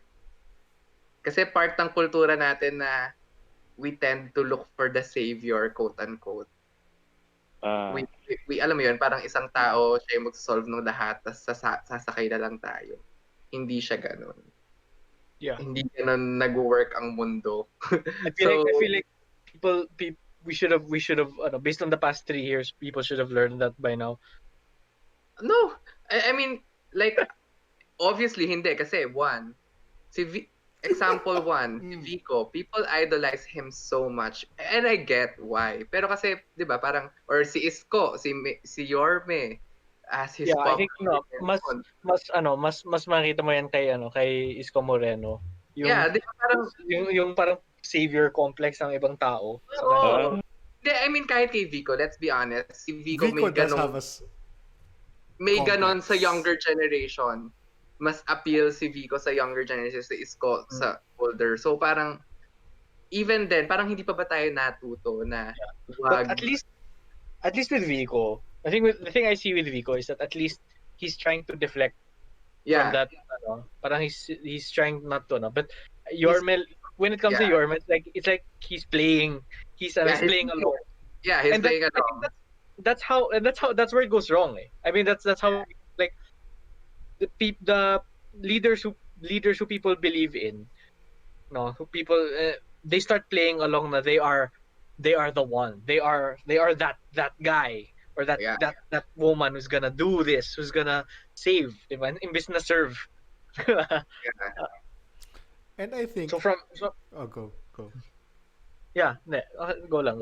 And I think Okay. I remembered my other point kanina. It's like when Just John was saying that DOH lost people's faith with the Deng Faction thing, and I think not only because of that, but because we're afraid to make mistakes. We're afraid to call out mistakes and grow for that. So nagkamali ang DOH, yes.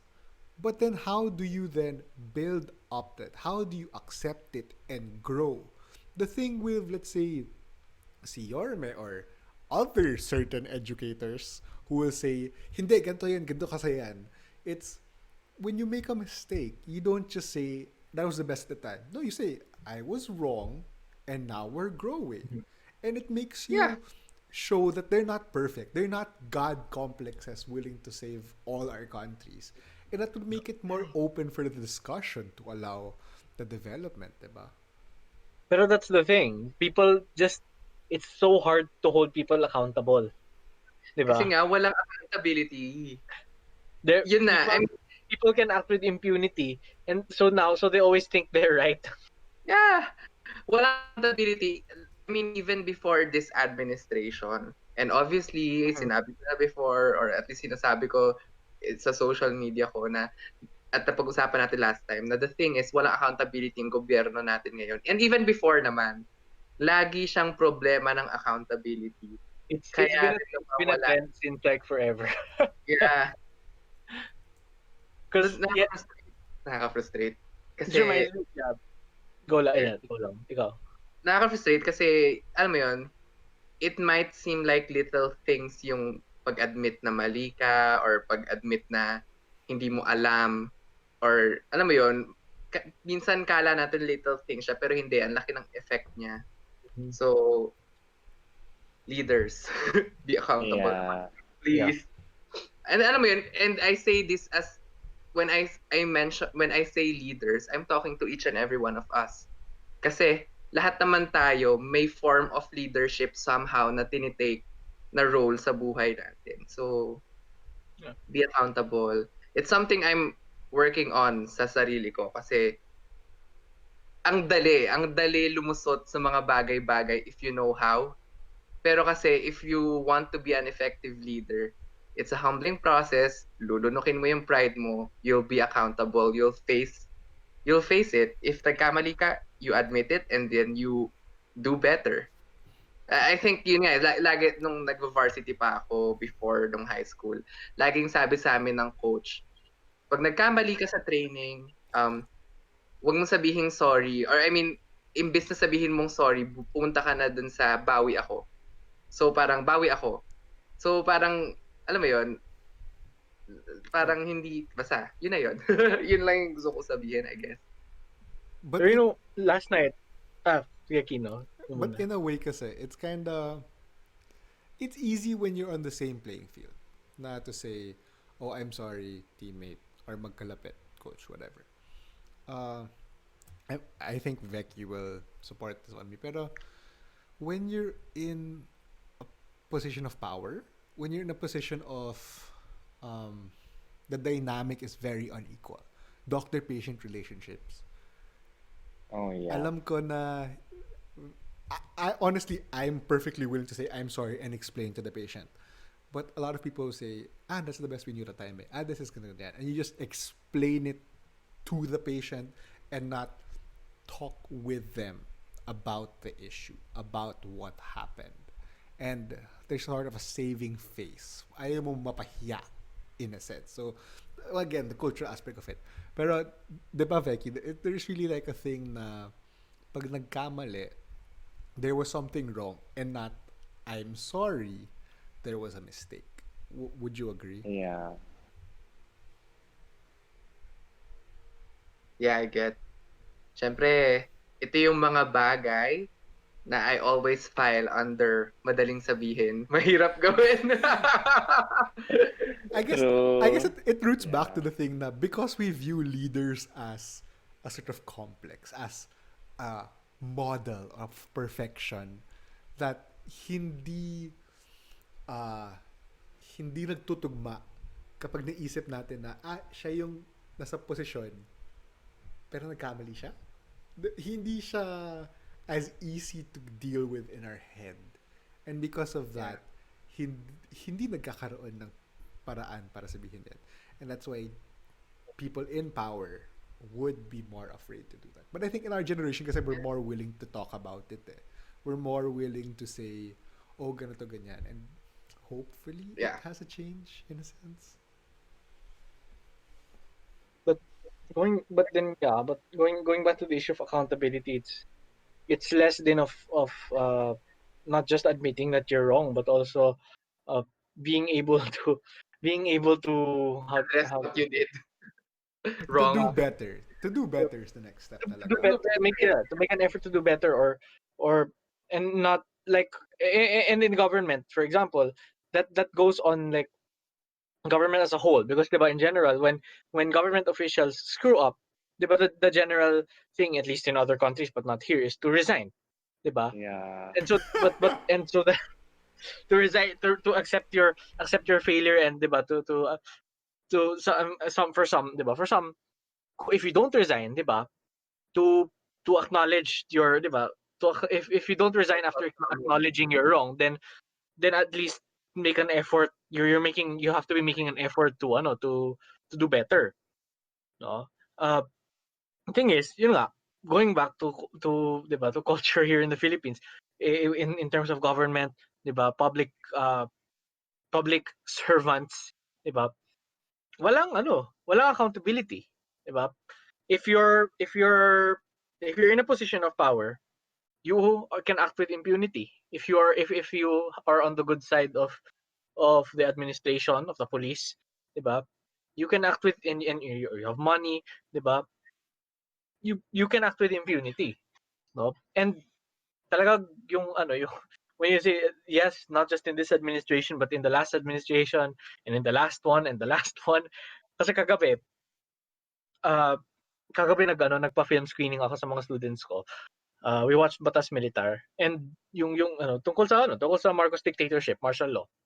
And part of it was, of course, nagbigay sila ng background on President Marcos, no? And it hit me that this whole documentary, and really martial law and the aftermath, the succeeding generations, the succeeding admins, not just, diba, it's not just about the Marcoses, but diba, the Aquinos, diba, and the basically the liberal order that we had after the liberal order that we had, quote unquote liberal order that we had, after the dictatorship.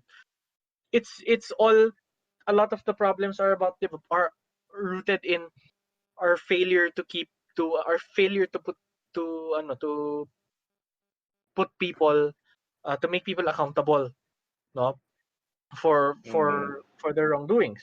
Kasi yung isang, when talking about Marcos, 'di ba, the documentary explains how he was guilty of murder, 'di ba? He was guilty for the murder of Julio Nalundasan, no? But in the Supreme Court, 'di ba? Pero 'di ba, the famous story where nag-aral siya for the bar exam in prison, no? He was the top notcher. He was the number one, no? Yung fake dyan ay he was the highest ever, he had the highest ever score in the bar. That's not true. Yeah. He was not. But he was the number one in the bar. During He was the top notcher of his year, of that year he took the bar. But he was not the highest ever. Because I think si Jokno had the higher, Jose Jokno, or someone else had a higher score than him prior, no? Pero basically ganun, no? And in the Supreme Court, he was defending himself, di ba? In again, and si Jose Laurel, the story goes, Jose Laurel acquitted him because the reasoning being, sayang yung brilliance at yung talino niya if if 'di ba, if he doesn't get to use it if he doesn't, if he, di ba, kung hindi siya maging lawyer, kung hindi siya, sayang kung nakulong lang siya, kung, di ba, if he's a criminal, a former criminal, di ba? But the thing is, to let someone go scot-free, to acquit someone kasi sayang yung billions nila. Sayang, nasaan ang accountability dyan? Di ba? Is there accountability there? For me, no. But why? Because when you do something like that, when you acquit someone because sayang yung billions nila, sayang yung talino nila, what you're telling them, what you're teaching them and other people is that you can get away with things if you're smart enough. If you're smart enough, if you're brilliant enough, you can get away with whatever. And that's exactly what happened. That's exactly what happened to Marcos, diba? And yung legacy niya, yung family niya, they got away with it because they were rich, because they were powerful. And then not just the Marcoses, but yung mga in the post dictatorship, ano nangyari sa mga to everyone else who should have been held accountable for the atrocities, diba? Yes, Marcos was the diba was the dictator, commander in chief, diba? Siya may command responsibility. Pero what about all of the brass in the military who committed the atrocities? Yeah, who abused their power. Where did they go? Diba? Well, some of them are still in the military. They're still here. Yung isa Na-promote pa. Yung isa naging senador, buhay pa, 'di ba? Pangalan niya Enrile, 'di ba? Yung isa naging presidente. 'Di ba? Yeah. Because they were not held accountable. Why? Because they joined the coup d'etat that allowed Cory to become the Cory to become president. They jump ship. Diba? Biglang na-erase na-erase yung. That's why I don't like those movies where they turn good and after committing mass murder, they turn good at the last minute. Then suddenly they're redeemed. Pero tapos mamamatay sila, 'di ba? I mean, that might sound hypocritical coming from someone who loves Star Wars, di ba? Kasi nga, what happens twice in the saga is that this evil person who killed so many people, di ba? They make one last act of kindness and suddenly they're redeemed, di ba? Before they die. And because they're dead, they can't face justice.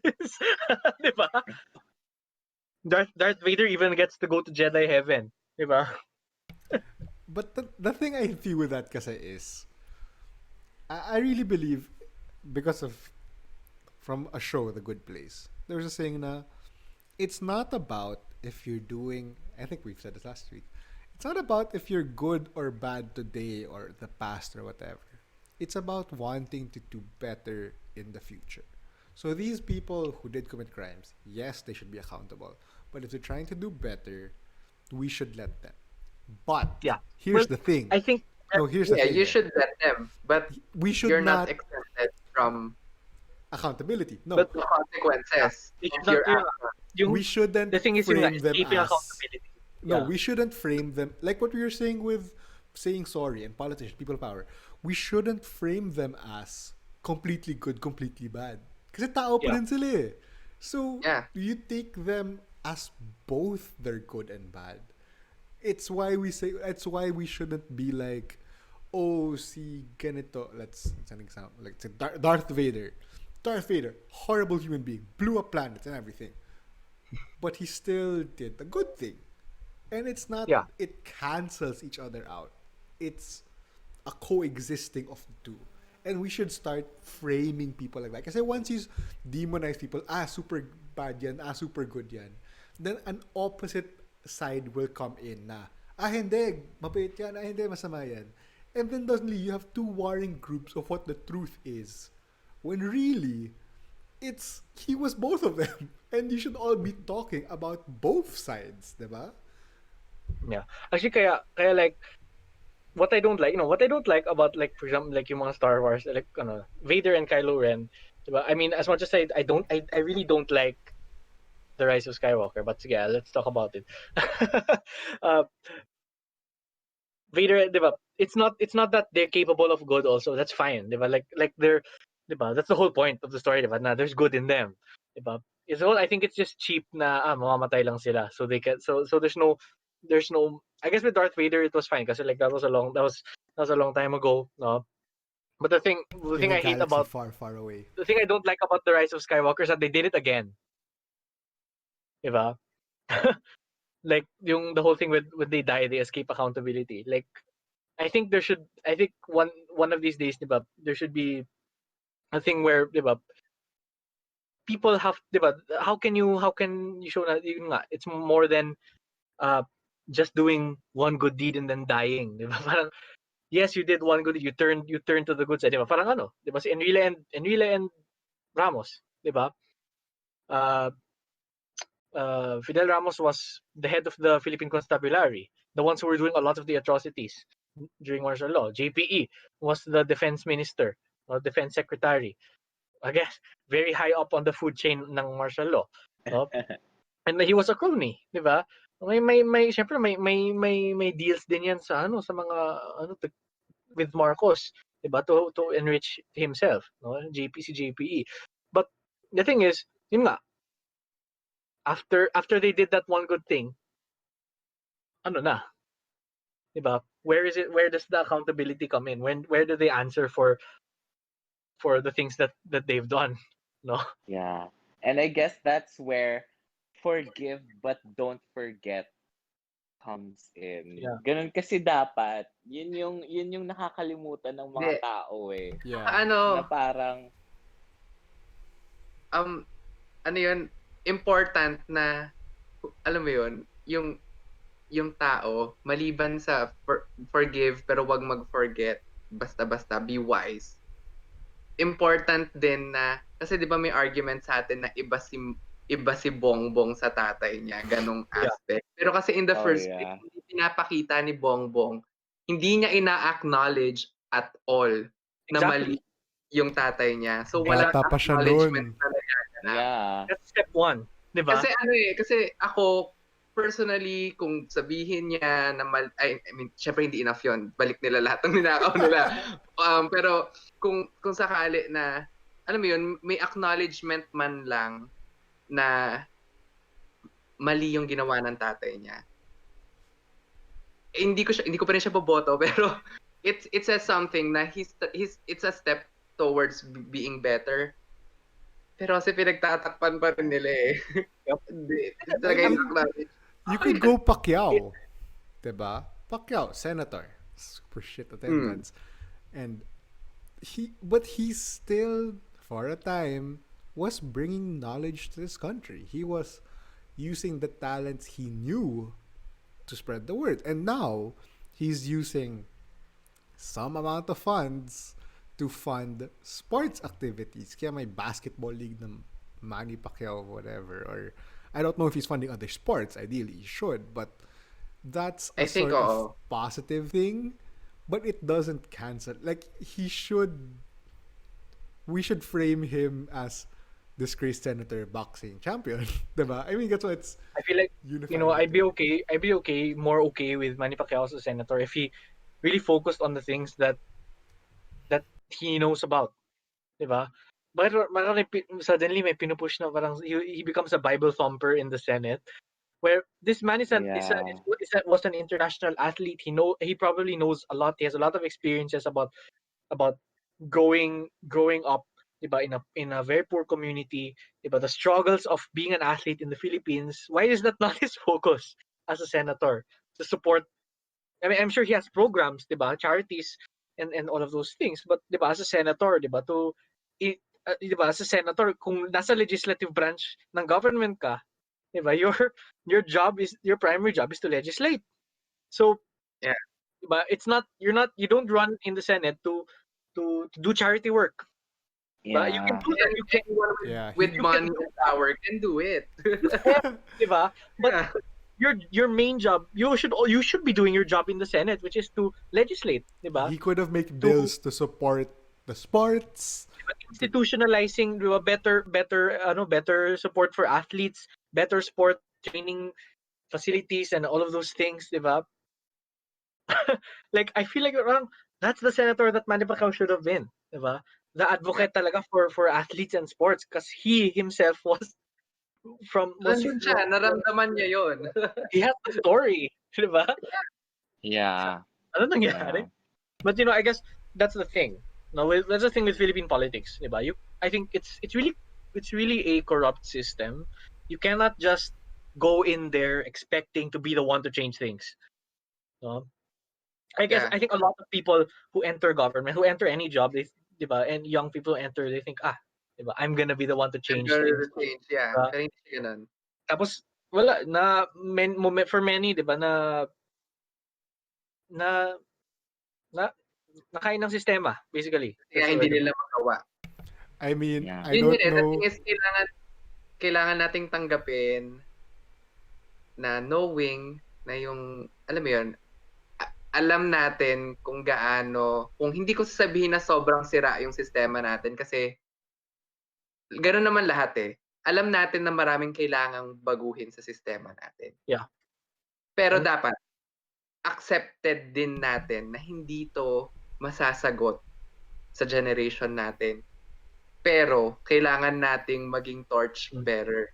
Kailangan nating panghawakan kung ano ang kailangan panghawakan na nag-hope, umaasa na yung susunod sa atin, gagawin yon hanggang sa mapunta tayo sa posisyon na nabago na natin yung kailangan baguhin. Yeah. Hindi Can I just go lang. Go. Yeah, kasi I think yung discussion natin was focusing on yung people in power. Mhm. I think we should try ngayon, now that we're going into it, to shift our attention to the people. Like, kasi we can't just, sabi mo nga accept. We can't just accept na parang it's corrupt. For Mhm. me, it's wrong to accept. To just accept na ganyan kasi talaga sila. For me, it's so wrong. Talaga. Ako hindi ko siya kaya. Like, hindi ko, parang nag-cringe ako ng konti. Ang sakit sa Kasi puso. sakit sa puso, di ba? Na parang, kasi ganun tayo eh. Kami palaging tinuturo sa amin na meron talaga sa Philippine culture paternal, Kino? Like, the way we look at people in power, parang, patron-client relationships. yeah, something like that. Na parang we always look at them na parang submissive tayo palagi. Ganon yung culture ng Pilipino. Like, you're a senator, you're a politician, I'm just a normal person, I'm submissive. Ganon sa amin eh. Parang you're a doctor, I'm a patient, I'm submissive. I'll do everything, whatever you do. Anyway, so parang like, yun eh. Yun yung parang, parang we should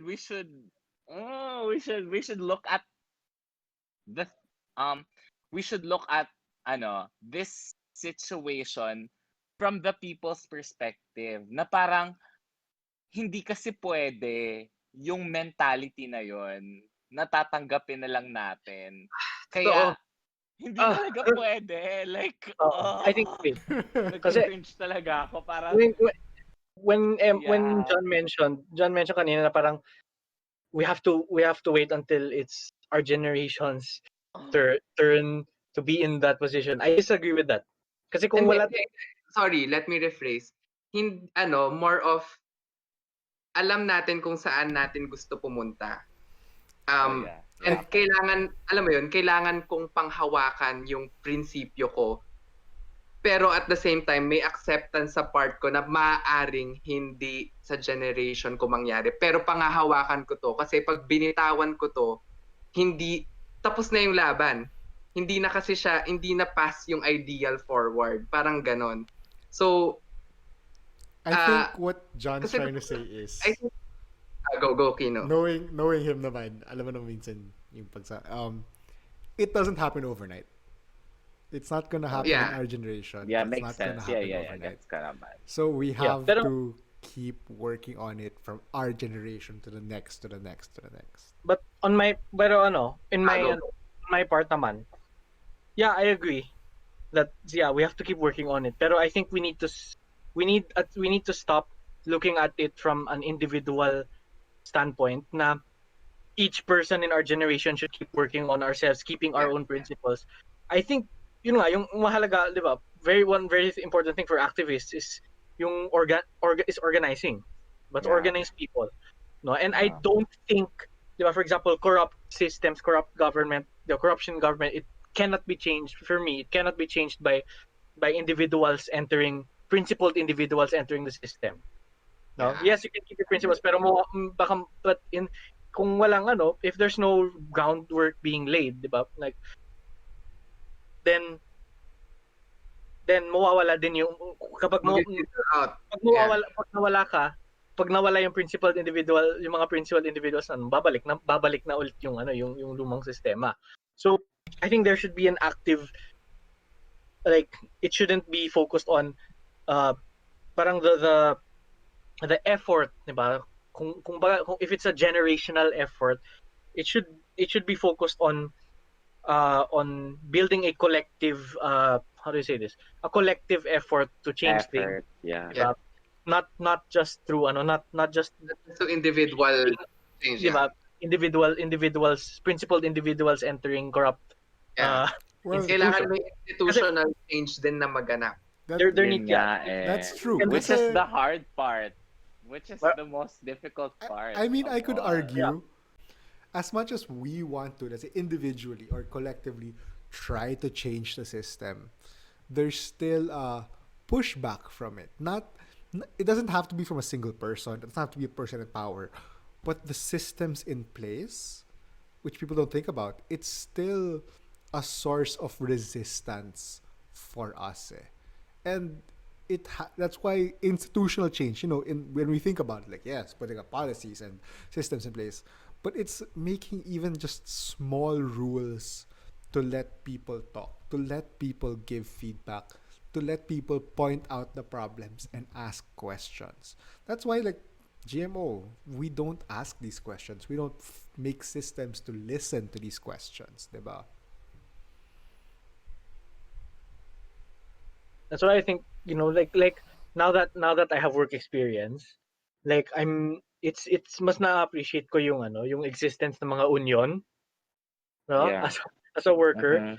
Like, that's one of the major, I think, in labor unions, worker unions are one of the most, I think, are one of the most important forms of and ways in which, diba, people can push back against, diba, oppressive workplaces, Oppressive. diba? Yeah. or and practices, diba? Pero but again, it's difficult, diba? In certain institutions, diba, definitely especially where, diba, corruption can be very entrenched, diba, in private institutions, diba, whether it's private or public institutions where heavily entrenched ang corruption, no, that's where it becomes difficult, no, because especially that's because organizing people for change can be difficult, no? Kasi mahirap, especially if you're just one person, di ba? Ikaw yung bagong employee, wala namang union dyan. So there needs to, and like Kino said, di ba? There will be resistance whether it's a corrupt system or not, di ba? As long as you want to change something, magpo-push back yung existing structure, existing system. And so there need to be ways to overcome that resistance, di ba? If you want changes to happen, no? Yeah. Parang yun nga, as someone who appreciates, di ba, yung mga unions sa UP, for example, no, yung mga worker unions sa UP, I'm like, damn, gets ko na why sometimes private companies nagka-crackdown sila, nag-union busting sila because they don't want their workers to assert themselves, di ba? Yeah. It's sobrang gets ko na. Like, I mean, obviously, like, I support, like no undergrad, syempre, I supported worker unions, di ba? Farmer collectives, all of those things. But I think you really, The context. you really appreciate when Talaga. you're in that context na Yeah. nagtatrabaho ka na, where you really Yeah. mm, Yun. Yeah, I think yun, yung acceptance nung fact na yon, yun pa lang, ano ka na, talo ka na dun eh. Yun yung first step to losing the battle. Feeling ko lang it's a personal opinion na parang when you start to parang accept na Na parang ito, ganun ganito. eh. Ganun yung system eh. When you start to accept that, you just start, spiraling down to, being kinain ng Tapos sistema. na ang laban kasi ayaw mo Yeah, nang... kasi ayaw mo na eh. Tinart mo na siyang tanggapin. And Yeah. and yun yung problema nga sa culture natin. Kasi tayo tanggap lang tayo ng tanggap eh. 'Di ba? Yeah. Pero honestly, So, even ganun. but yung yung sinabi mo, I think it's not just in our country. It's just it's something that's very frustrating in our country. Kasi it's compounded by a lot of pre-colonial and colonial uh cultural historical uh factors, 'di ba? Like yung persistence ng uh what do you call this? Yung parang patron client relationship. I'm looking for the Filipino/Spanish term for it. I'm thinking about ano tawag dito? Parang uh Like what? something about yun nga, Padrino? patron, ha? Padrino. Padrino something system, 'di ba? Na parang don't yun nga, you owe na 'di ba, may utang ka sa may utang na loob ka sa taong ito, 'di ba? Kasi leader sila, may power sila, they're doing something for you, so you have to support them, you have to be loyal to them, ganon. Uh, so ayun. And so it's something that and I think I want to tie this back to activism. No? Kasi I don't want to call myself an activist anymore, no? But I appreciate activism a lot more as when I am no longer participating in activism, because I think yung sinasabi mong yun nga, accepting when you start accepting, 'di ba, that accepting things, 'di ba, the way they are, that's you're already losing the battle. I feel like that's the experience of a lot of workers, 'di ba? A lot of people who enter work and then they work for a few years and then chat parang ganito pala yung yung world, yung sistema, 'di ba? That acceptance. I think a lot of people are like that, no?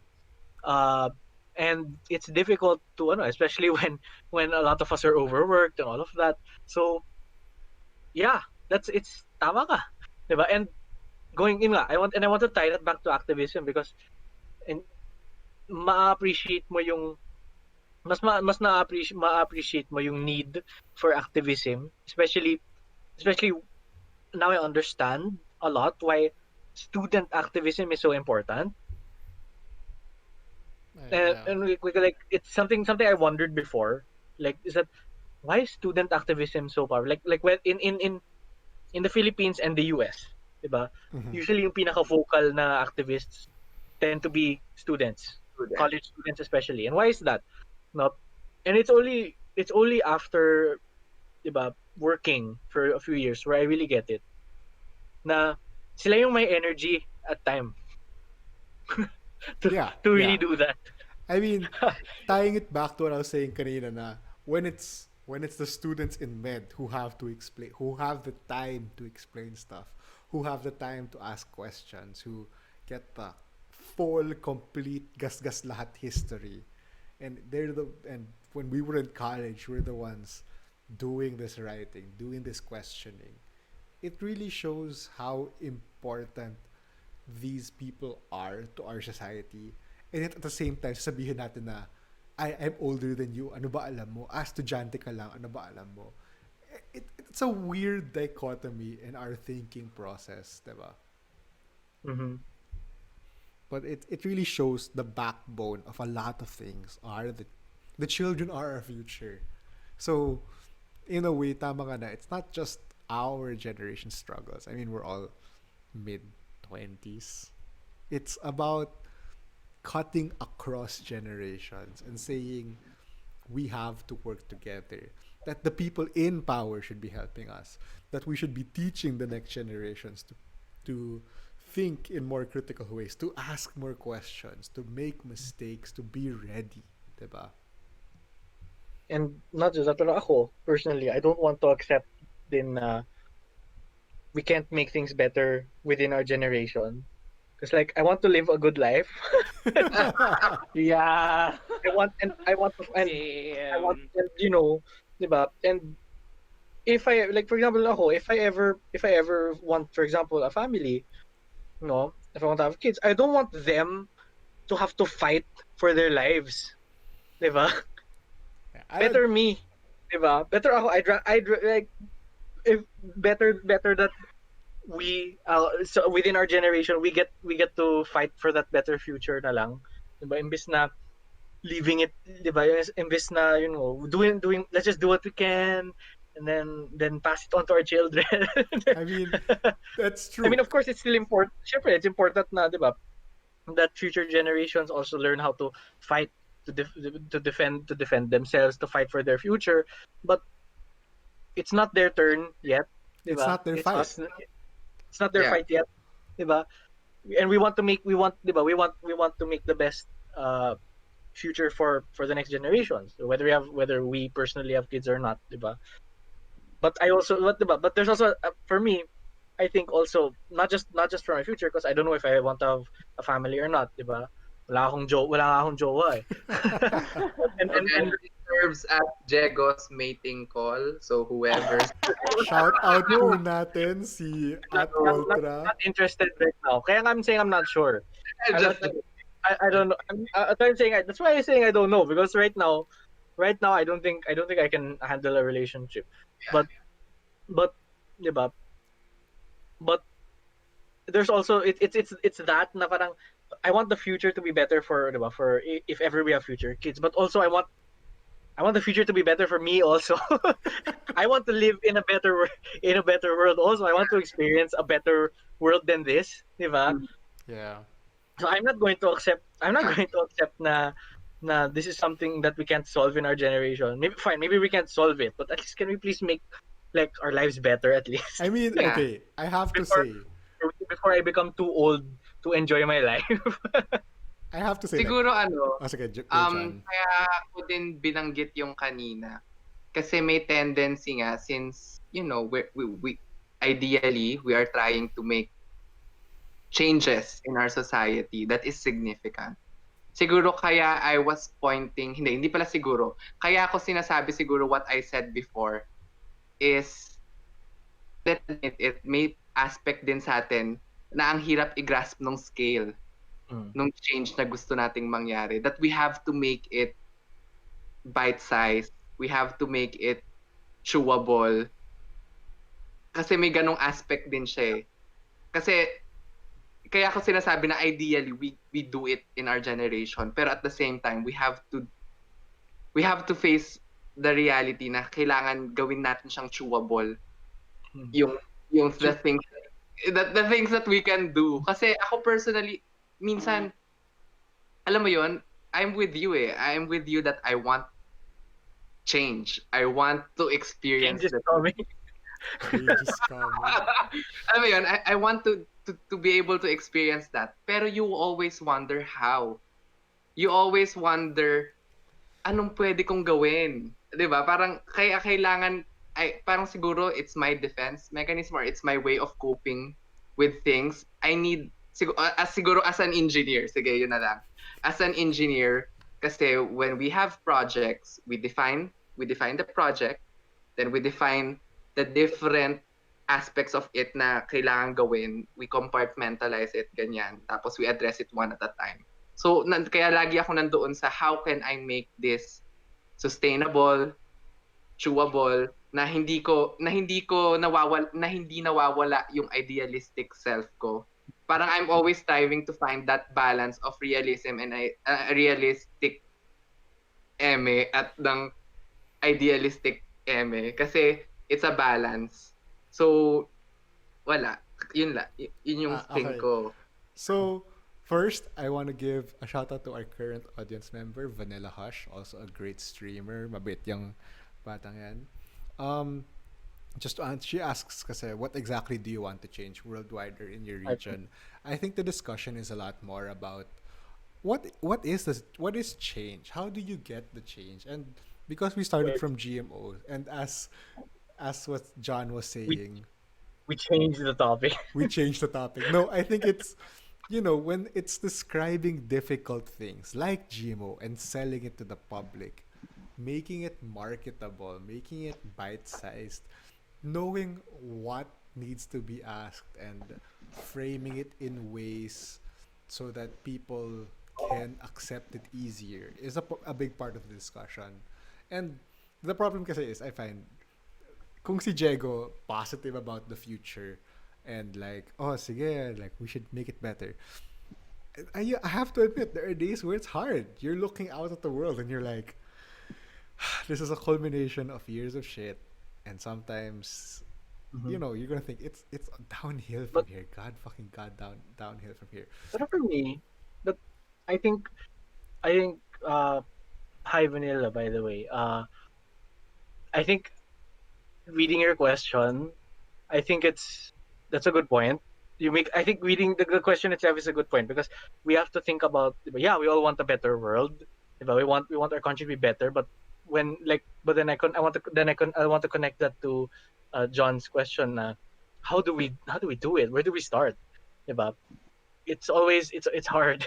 Diba? It's hard to think about that because when you think about, I think one way that how do you make it manageable, whether how do Yeah. you contribute to the change, what change do you want, thinking about what kind What of is changes do you want, change? and Diba? and how you can contribute to that. It's like it's hard to think about when we start like top to bottom, or like let's say our country, for example. Diba? I want our country to be better. I want our our democracy to be more I want our democracy to be more genuine. I want all of these very general things. I want the press to be free, environmental activists to stop being killed, things like that. I think we, yun nga, we have to start. I think yun nga, we start with the individual. No, what can you do, diba? Uh, what do you? I think like John and me.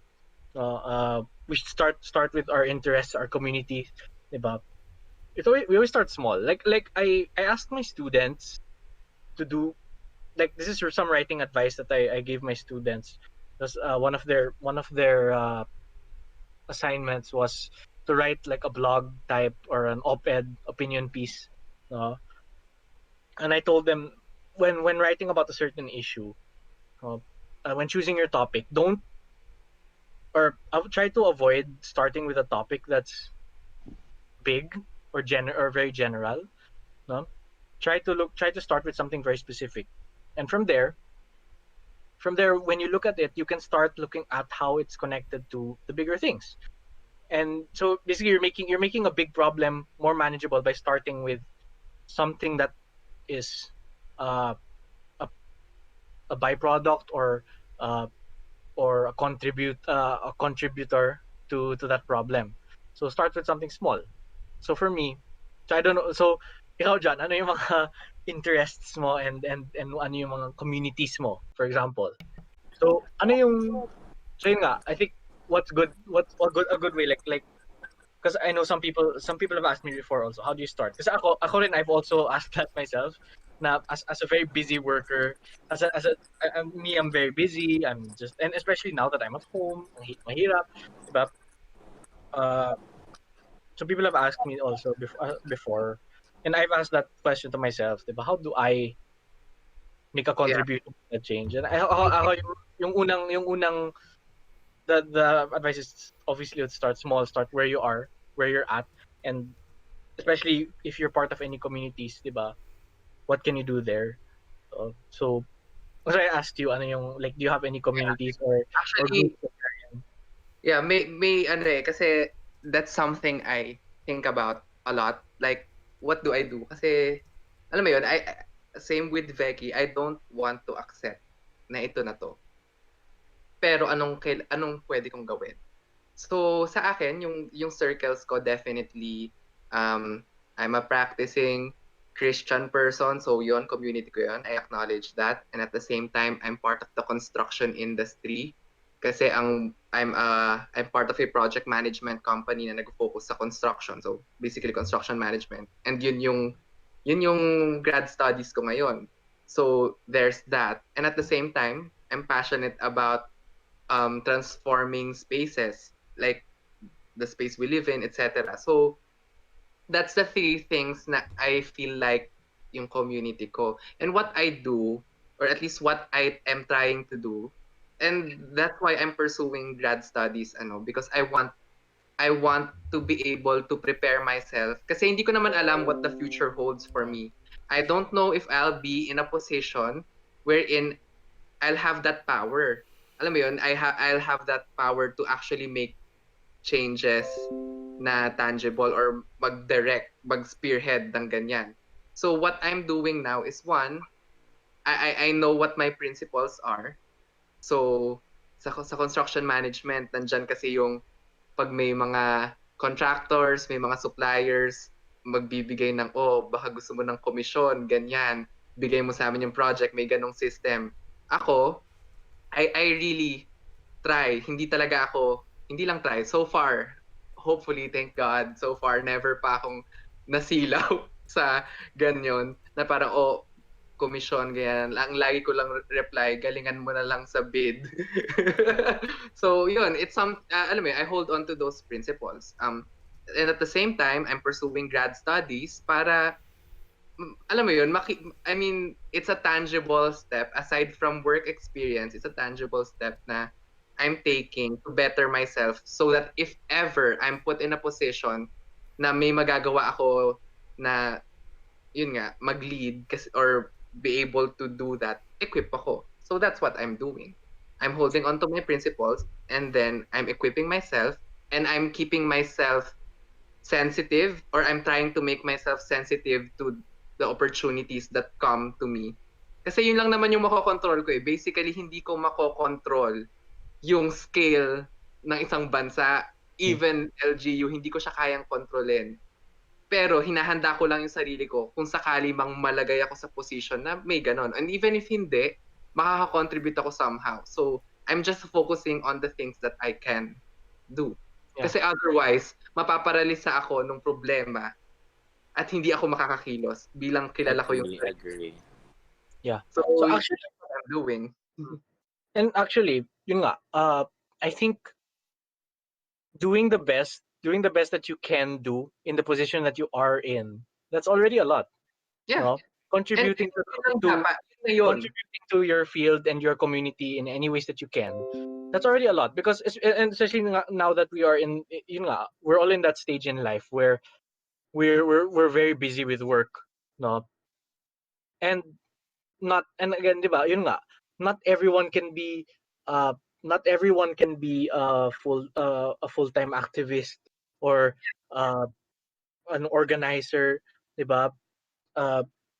And so lang, but may hindi din natin dapat tanggalin yung kasi parang pag sinabi natin na full-time worker ka, wala ka nang magagawa or parang wala ka ng energy to do pero alam mo yun, hindi hiwalay yung work sa institution is what I'm trying to say. Hindi the mere fact that you're working and you're doing your job well, it is contributing. Hindi siya wala lang. Hindi lang activism yung way to make changes. Hindi lang alam mo yun, hindi lang yung mga heroic acts, quote unquote, yung way to change. Even how you live your life. Kaya yun yung point ko. I think we're circling back to my point earlier. Ganun nga. Everything you do, kailangan mong maniwala na it matters. Everything you do. Somehow in the bigger, greater scheme of things. Hindi kasi kailangan nating i-accept na hindi kasi natin kaya tignan yung bird's eye view ng bagay-bagay. Kaya lang natin mag-focus sa may bird's eye view tayo pero it's limited. So you focus on what you can. Parang ganun. Yeah. No. And Agree. It's like we talked about earlier na yes, diba,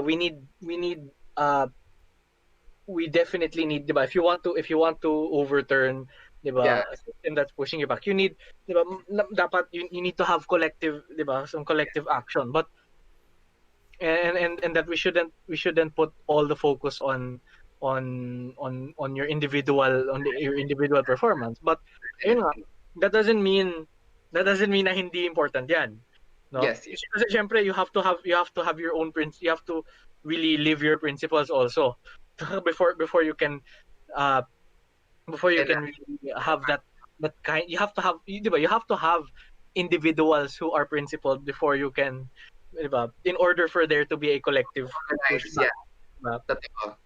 Totoo. And that's where it goes na not everyone can be that can be the ones who organize, di ba? Yeah. To be the ones that are organizing people, the ones that are really pushing, no. So for people like us, di ba? I know people who are really really dedicated to helping communities, di ba? And advocating for various uh things, di ba? I think yung mahalaga for us, di ba? Like we shouldn't think na because we're not doing that, we keep up with that, di ba? All the time na we're not part of changing Mm. things, di ba? Ang mahalaga is we do the best we can, and Yeah. we support our friends, we support those causes that are any way we can, diba? Like for me, for example, like I have I haven't attended a rally in like forever. It's been like a year, maybe. Mm.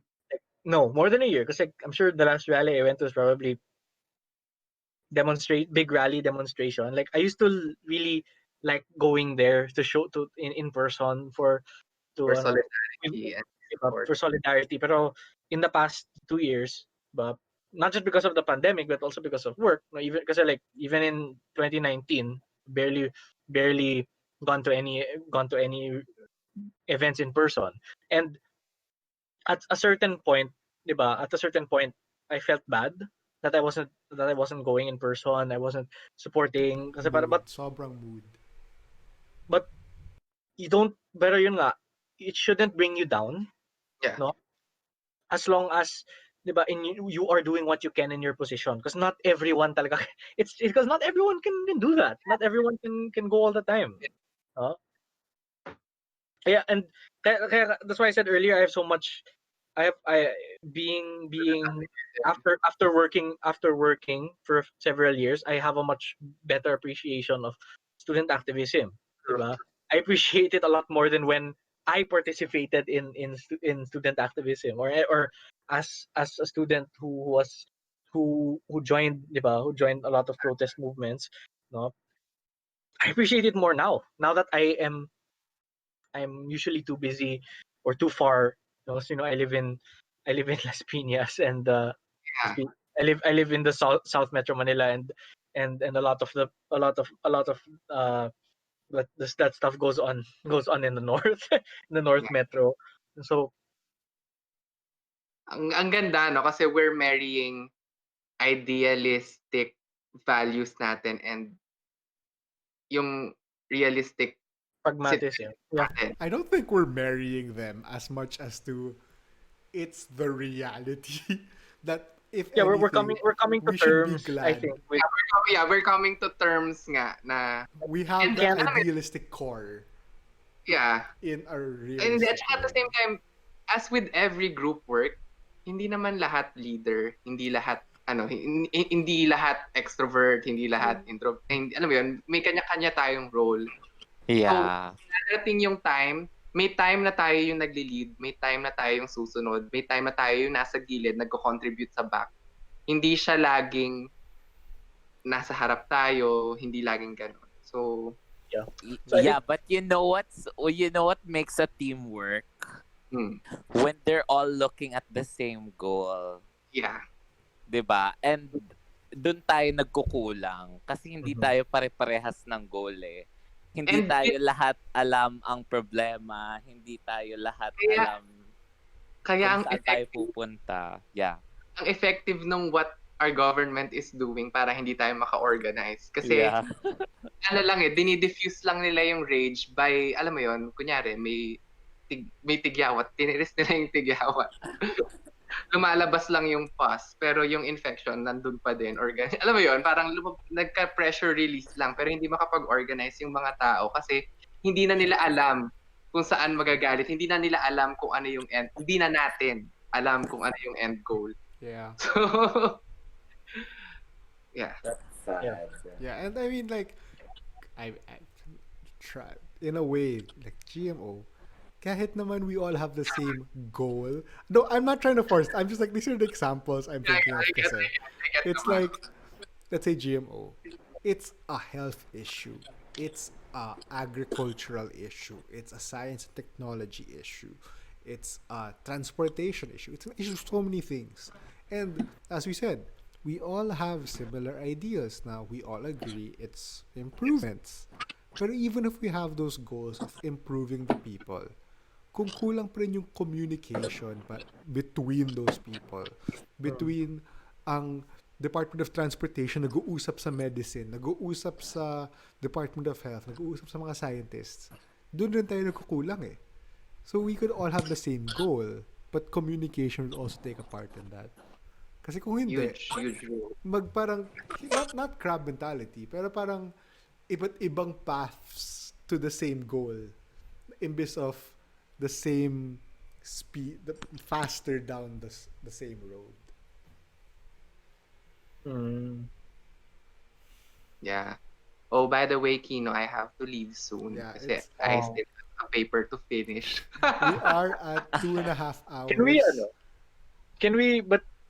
If we're gonna close the discussion, can we end it on a lighter note and talk about our GMO papaya project from MPB1? No, here's the segue to that. So, when it comes to explaining stuff kasi, or bringing it to normal stuff, let's say, how do you explain these things to the normal people? Jago and I did take a molecular bio and biotechnology course. Yeah. Pero sa group namin, wala namang MBB, wala namang natural science. I mean, psych major, history major, interior I don't design. think MBB majors take MBB1. We didn't have, Yeah, MBB1. I also took MBB1. Wala namang MBB doon. yeah, wala tayong CS, wala tayong College of Science for Wala us. namang CS nga. So the way Kahit sa amin. we translated issues, like, okay, honestly, some people do have issues with video projects and it is a hassle. But honestly, Yep, like, it's super hot. it's super hassle. But the way Jago and I would translate a problem like genetically modified papaya and make it palatable to the people, how to explain it to people, you tie it into something popular. So that's why we came up with Shingeki no Papaya or Attack on Papaya. So Jago, please explain. Do you have the video? I You still have the video? I probably have the Maybe video we can somewhere. play it on stream. We can't. There's Oh, the and music's for, there. for our viewers, apparently all three of us, Ultra, Kino, and I, we took MBB1 under the same Prof. professor. So kami, may comics kaming ginawan pa namin ng short film. Ganun yung nangyari sa amin. Sa amin baliktad, we took stills from the video to make the comic book. Kami from comics, gumawa kami ng live adaptation. Two stones with one bird. I don't think we can show the video because it does have the Attack on Titan music on it. People stream the new Attack on Titan episodes on Twitch. That is Did true. you know that? What? That is Pwede true. ba That is yun? true. When it comes out, I didn't prepare it beforehand. You didn't tell me. Okay. I guess you could just delete it after. and then No, alam ko na. Perfect promo. I will look for it and post Wait, it without- in our Discord. Pwede. So, Or if you find it, play it without sound. I'll have to Because I think know- I where know I we found it. Because I know we had we did voiceovers, and I want to cringe. Yeah. I'll look for it. I'll have to think where, because I'm sure I sent it to you in that time, or at least a So Google basically, Drive. okay. Oh, Pero I know sige, where it to might be. explain, basically, the story of the GMO papaya, no, uh, the story of the GMO papaya was that there was this disease that was killing the papayas Yeah. around the world. And so nagkaroon ng so basically at some point they had to isolate uh wait lang. Papaya ring spot virus. There I had to Google it, no. So just for the record, I did not Google anything this whole I talked about this whole podcast. It was just all from my ass. So That's, we're now asking the I'm right googling. questions. So now, Same. now I'm googling yun nga. So it was the papaya ring spot virus, and yun nga, it nearly wiped out the papaya crops around the world. And what happened was, I think, if I'm correct, yun nga, they kind of isolated uh, some papayas in Hawaii, which they used to develop the GMO papaya, which was uh, resistant to the ring spot virus, which in a way saved the papaya crop. No, so what we did was we thought so when reading about the story of the GMO papaya, we thought, oh wow, parang ano parang post-apocalyptic the last papayas in the world. So like uh, uh so we thought, oh ano ba, but Shingeki no papaya, parang Attack on Papaya. So No, kasi they're isolated they on were this put island, into this and island na walled island off. and they're walled off, which is actually so, I find it so amusing because that time none of us read the manga yet. And by that time wala pang season 2. So nobody, and I think in 2016, did they reach the basement already in the Not manga yet. in We didn't 2016? reach the basement because I don't No, no, remember no, in the reading that manga. part. Yeah, In the manga. I didn't reach Did it they while reach the reading. basement? Hindi.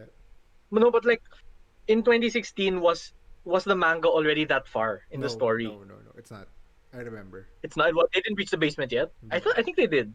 I remember reading it. I read the manga after we shot it kasi. And at that time, Where did it end? Where did it end? You remember?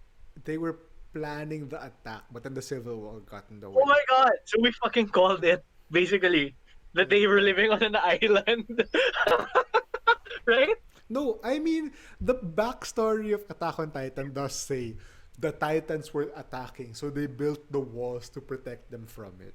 But no one knew. But no one knew that no one knew that the story was set on an island, Yeah, wala pang island. right? So that's something that I remembered last week when I said remind me about Shingeki no Papaya next week. Because like we did, the story hadn't even reached the revelation that we were that Attack on Titan, spoilers by the way, Whoa. too late. That the whole story, they were living in an island, that the walls were on an island, and like we predicted that shit, man. I found the We predicted script that for it na, but I haven't found the video. We predicted it. We predicted it. It was on an island. Forget the It's like, papaya. it's the papayas that led us to the answer. Who needs the basement when you have the papaya? Yeah. Is this the comic layout? We were we walled off the islands. Because it was Hawaii, right? Hawaii. Yeah, they were end up in Hawaii. I have the drafts. I don't have the final product. So I'll look for it, but for sure Sige. Knowing you, Kino, most probably it's somewhere. it's in some drive. You kept it for sure. I don't know where I uploaded lang. So yun, I will post it in our Discord. Our Discord is in the chat. So if you want to see Shingeki no Papaya by Ultra and I can't wait.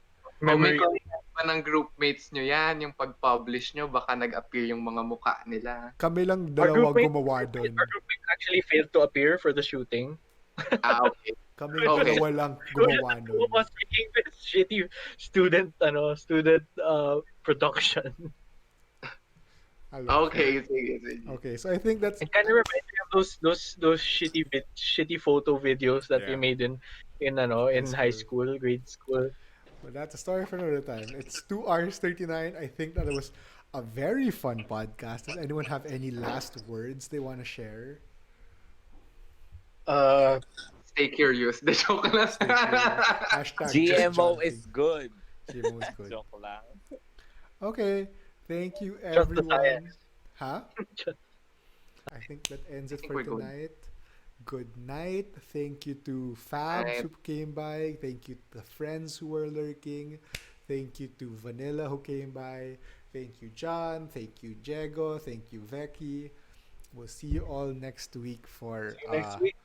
more dramatic, not a serious topic. What's the next topic? Our topic next week is saying sorry. O, diba? Oh, hindi ba serious yun? No, Heavy kaya- na naman. Dramatic na parang, why do people keep saying sorry? O, diba? Teaser. Okay. Okay. Yeah, I saw sa files. Alam ko Yes, bigla. nga next week. Yep. Okay. First thing I thought of was Stop the Gloria. stream na. Bye, stream. Bye-bye. Bye. Thank you for joining us.